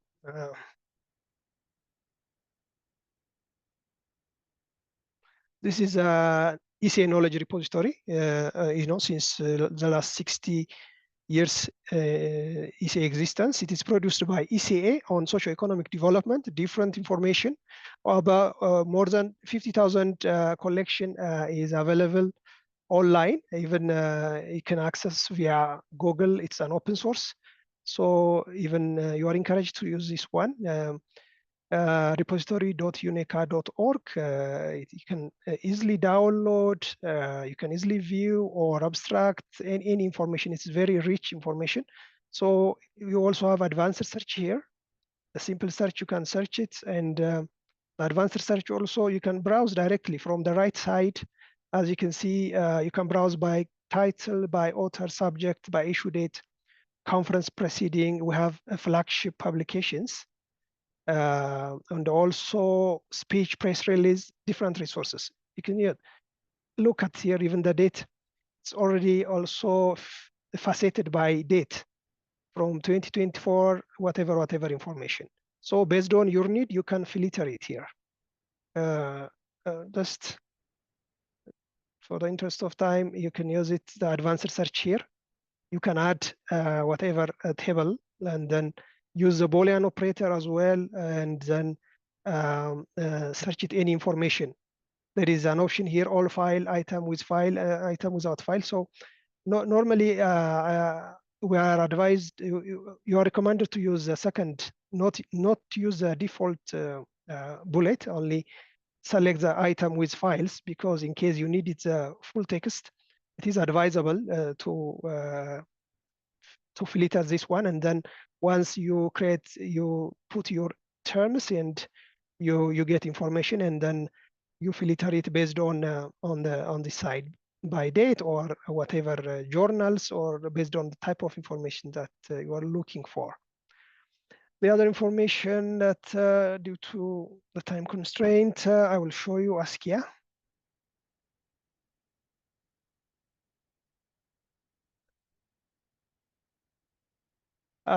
Here is the African scientific information.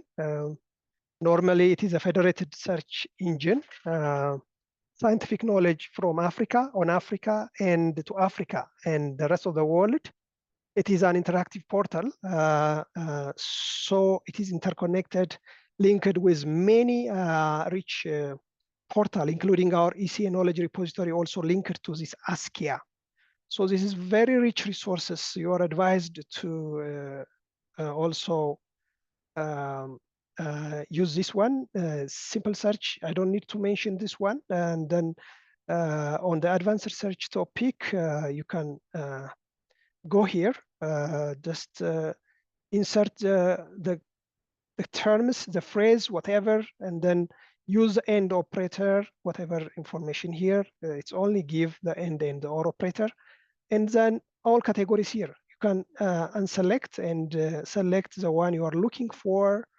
And then it gives you a lot of information, even the language you prefer, either French, Spanish, or Portuguese, or Arabic, English, whichever language. It is very rich resources. So even you can here create your account. Even you can export a citation. You can configure alert, whatever information will be added in this Askia platform. Once you select some keywords and tell you the system to alert when there is any new topics will be added based on your request, it will send to you your inbox, to your email once you do this. So it's also open for you.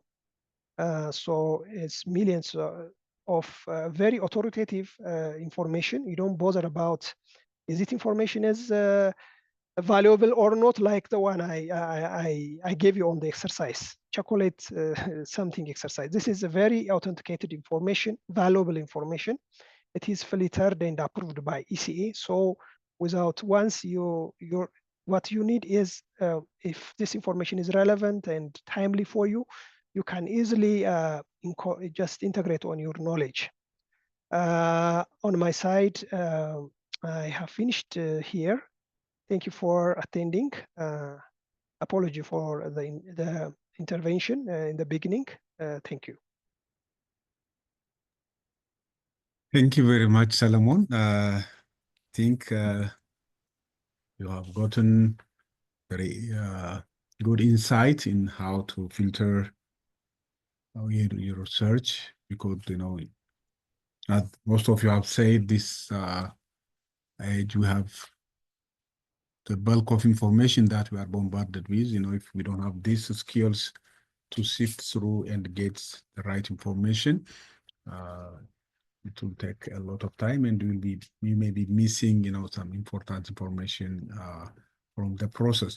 So now let me take you to the remaining presentation quickly, because we are running out of time.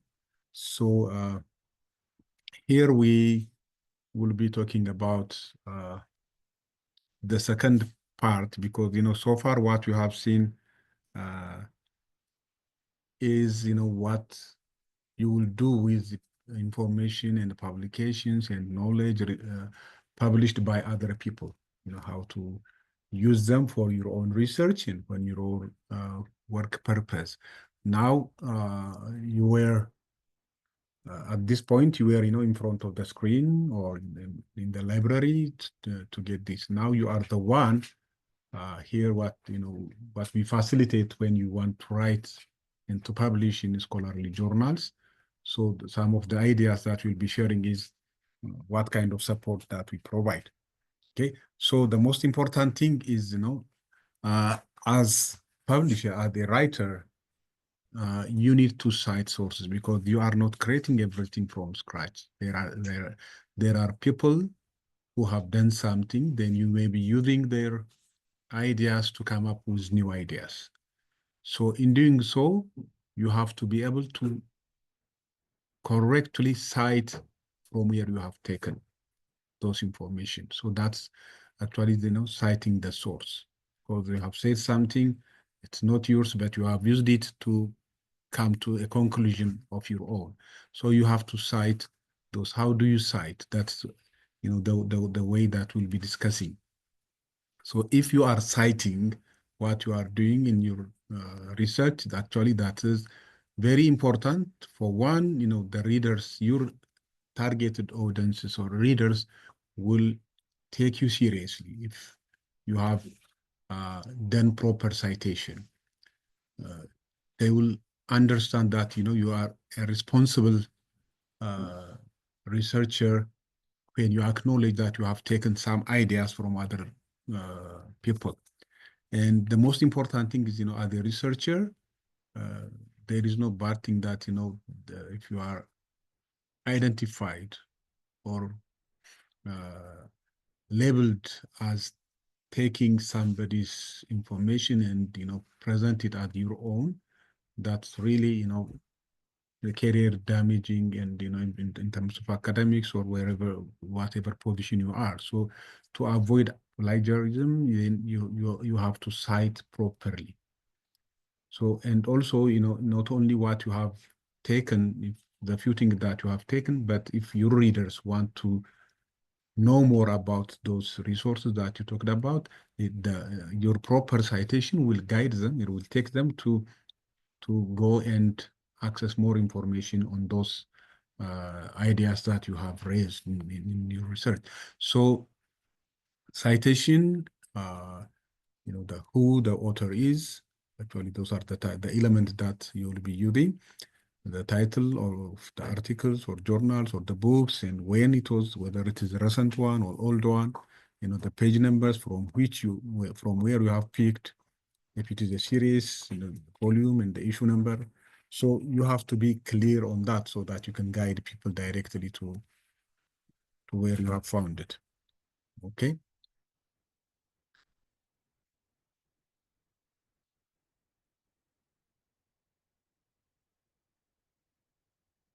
Okay, so there are tools that will help you in doing that.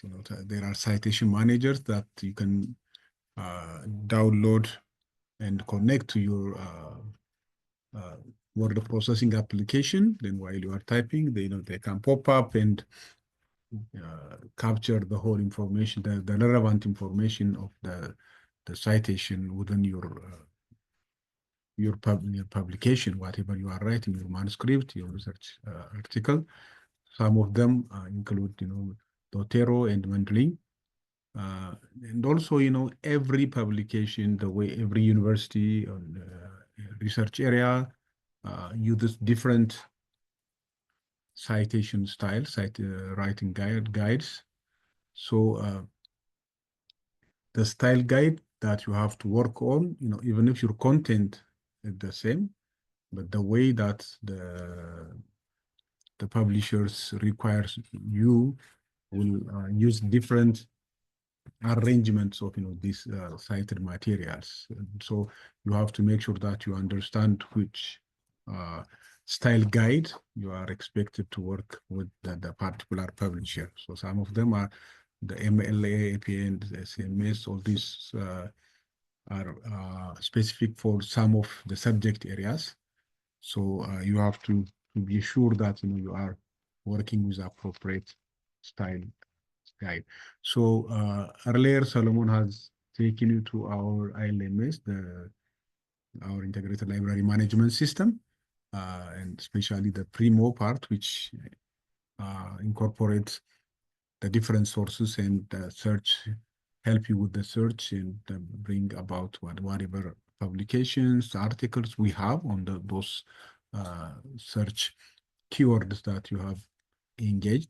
So once you have found the item that you are looking for after the appropriate search process, so when you come there, you don't need to type the author, the date of publication, the title, and all that.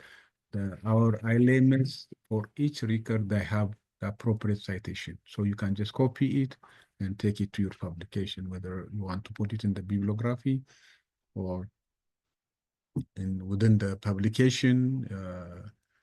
So you can use whatever. So you can select which style guide, whether it's MLA or APA or whatever you want. So our ILMS will rearrange with appropriate flows and styles and all that. Okay. So the other thing I mentioned earlier is what you have to be careful is in plagiarism. Even if you are not taking some of the materials yourself, if you are a supervisor or evaluator, peer reviewer, you can use these tools to identify whether these are, really of somebody's, his own or her own ideas or words and all that. So plagiarism will occur only when you don't recognize this thing. It's not taking, because the research is actually, you start with the literature review, you take from somebody, and so your research topics, then you do your research, and you come up with a new idea, a novel idea. But in the process, if you are citing, cite properly, get the appropriate permission and endorsement. So if you have properly, cited your work, you don't have to worry about anything. So the best way to avoid plagiarism is to cite the source. Then some of the plagiarism tools that are available in the market are Turnitin, QTest, plagiarismcheck.org, Unicheck, and CopyLeaks, and so on. At ECA, we are buying the Turnitin authenticates. So it is the process of procurement is started. So if you want to use those, I think you can contact us from the library. So the other thing is now, now you are a publisher. You want to publish your ideas, but what publishing companies, these journal publishers or managers are getting a lot of challenge is from the recent phenomenon. Actually, it's not a recent idea. Artificial intelligence has been there, but with the release of ChatGPT and these advanced AI tools, people are just generating some research ideas using those tools and presenting them as they are. So, Stephen Hawking has said that AI will be either the best or the worst thing ever to happen to humanity. So they are the best. You have to use them. Actually, the challenge would be is not by using them. It's not to use them. Just like any technology, you have to be able to use those new resources. So what's important is, you have to use them the appropriate way, in a responsible way, and also you have to put yourself, in a ethical higher ground when you are doing a publication, because it's not only just IDEP at getting your materials through the AI tools, but there are also materials or tools and services that identify those resources that you have presented to be from an AI environment, and that you'll be, in trouble if you are detected like that. So you have to be very responsible in using these tools. So what are the advantage in the area of research writing? As I have said, this part of my presentation, our presentation is in helping you publish your materials. So you can use AI to expedite your writing process. You can draft your work more efficiently. You can improve your writing style, proofread. They give you different grammatical tools. But for example, if you are writing in English or French or any other language, but if it is not your mother tongue or your primary language, if you are struggling with some sort of this, then you can use AI tools to guide you or to structure and to give clarity to your ideas. So the ideas shouldn't come from the AI tool, but your idea can be enhanced using AI tools. And of course, data analysis and formulation of protocols and designing of studies are also areas where you can use AI tools. But the important that you have to remember is these generative language models, as they call them, they are actually designed by training them with some data. So a lot of data is given to them to learn some of the things that come in the different areas that they are designed to serve for.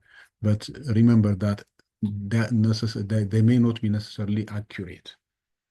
So whatever you get, what you have put inside. So whatever those AI tools are trained with will be the one that they see and through that glass and come up with a result for you. So you have to make sure that you have also to invest a lot of time to check whether it's consistent with your knowledge as a subject matter expert.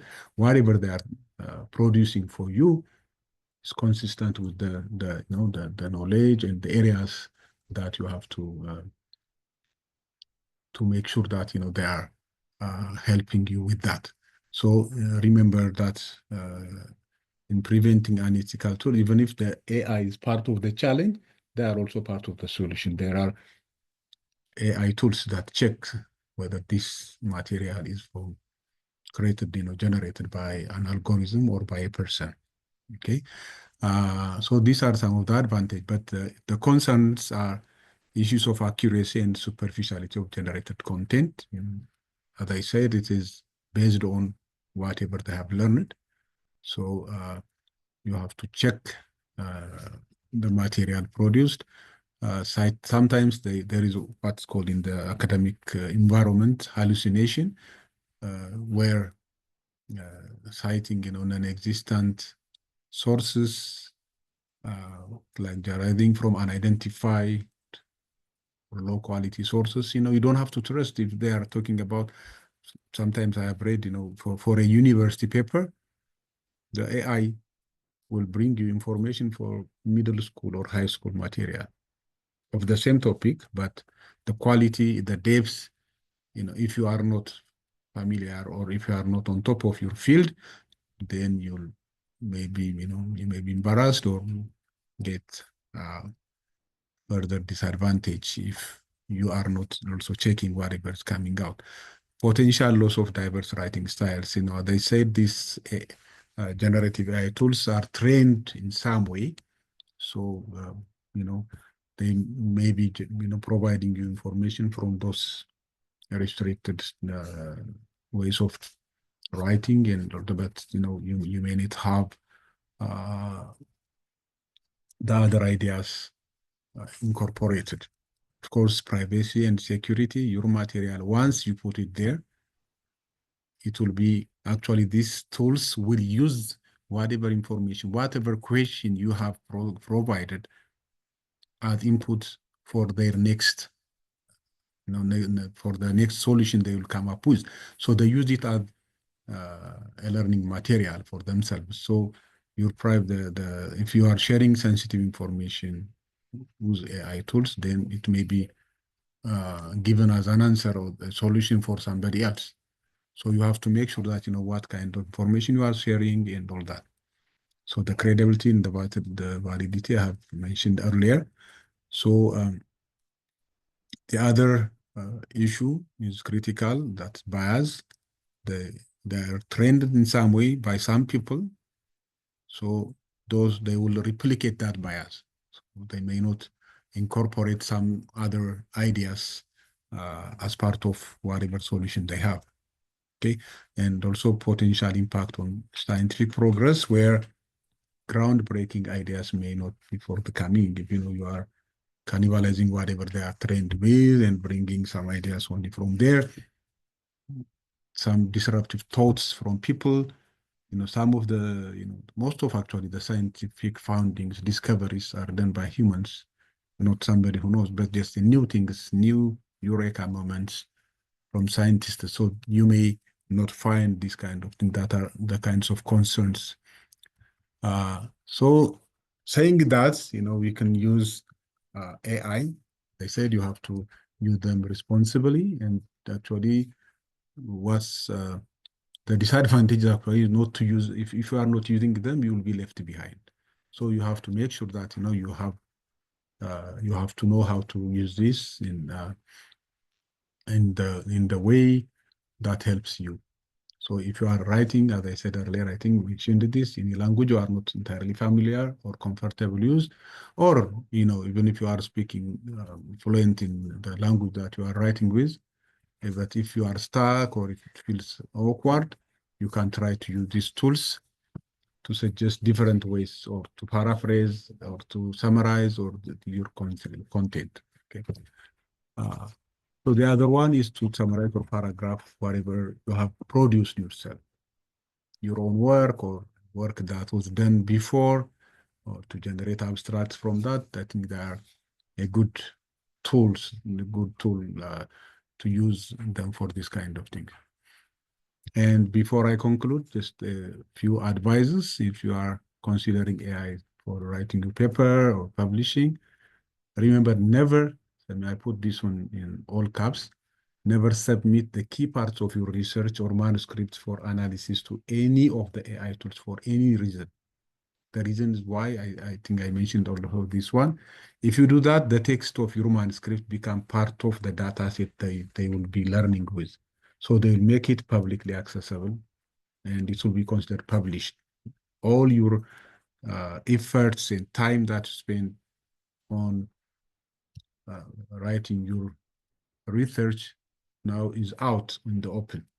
So do not give those to AI tools.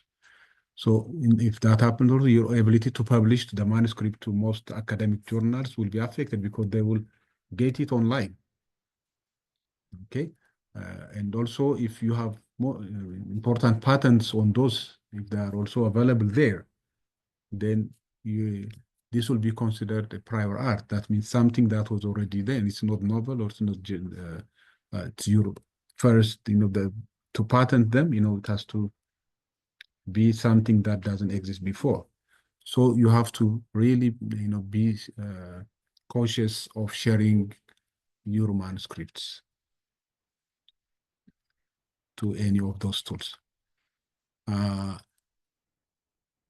So this one, the generative AI tools have the potential to revolutionize scientific writing, but remember, they cannot replace human experts and critical thinking. So please think about this. So always insert yourself, bring your expertise, your thinking to the thing that you get from the other output from these generative AI tools. Okay. Then in that case, if you are going to use them, exercise caution, ensure that the generated content complements your own knowledge or your own ideas. And also make sure that you are holding ethical standards involving knowledgeable human researcher to avoid biases and inaccuracies. Also, not only yourself, but if you know in scientific areas, you do peer reviewing and all that. So when you do that, I think these AI tools will be the most important tools now and in the future, but their ethical use and answering these ethical questions are also very, very critical. So with this, I think we come to the conclusion of our session. I really, really, hugely thank everyone who have stayed behind and spend your time. It's almost now 5:30. We have some colleagues from the other agencies. So I would like to thank them because some of them, they leave office around 5, and also from the SROs. If you allow me, I can give a bit, I don't know, a couple of minutes if you have any feedback from all of you on those discussions that we have. And I just want to comment also in the for the colleagues from the other UN agencies, other than say these resources are also for you. They are collected in our collection development. Also take you into consideration when you are developing this content. And also we have some standing agreement or MOU with UNDP, IOM, UNFPA, and the other UN agencies. So you can have access, full access, like every one of us here, so you can come and use it. We can have this discussion individually. If you want, you can call us or pass by the library and facilitate for you, to have the physical access, the colleagues mentioned earlier with IP and all that, but also, the visiting users of library, we can also facilitate some level of remote access for you. So I think there are some materials on the chat regarding Boolean search. Is there a glossary can recommend? Okay, so Solomon, he can answer this and maybe follow up with Huda. And so thank you, colleagues. Thank you also for the kind words. Okay, so if I don't see any hand here, so I am really appreciating again that you have stayed with us, and we'll continue this series tomorrow with our colleagues on outreach and client engagement. You would be hearing from them, and also you'll be taking part because knowledge sharing and dissemination is also everybody's, or not only the libraries. So you can collaborate with all of us. Thank you so much. I don't know if Timnit is here at this time. Maybe I'm here, Girma. Thank you very much. Timmy, thank you so much. If you have any parting message that you can share with colleagues. All right. Excellent presentation, Girma, colleagues, all the camp colleagues, Solomon, Marta, and Ermias, all of you. Thank you very much. It was really a very rich, comprehensive presentation that you gave us on today's session. And I'm glad we learned a lot, especially on the area of AI, which is a new thing and people are not very sure about using it. But you gave us a lot of insight in this regard. And I really appreciate for those colleagues who stayed throughout the session, and we appreciate that. As Girma said, some of them are from the agencies, so we understand that they leave a bit earlier than ECA. So thank you for being with us, and colleagues as well. I hope you had a good session. IDEP colleagues, thank you for being there also to support with the technical issues. And I appreciate all your dedication. Girma, thank you. Please share the PowerPoint presentation and the video recording. We'll share it with all the colleagues who may not be here, and that will be a reference point. So we'll see you tomorrow at 2:30 at this time for the last session with Edna and Elvis, and we'll have a rich session. We will also do evaluation. We'll also do closing. So all the KM team will be there. So colleagues, thank you very much, and have a good evening if you don't have any questions. Thank you. Thank you, everybody. Thanks, Girma, Salomon, Ermias, and Marta. Thanks. Thank you so much. Have a good evening and see you tomorrow in the last session. Goodbye, colleagues. See you tomorrow.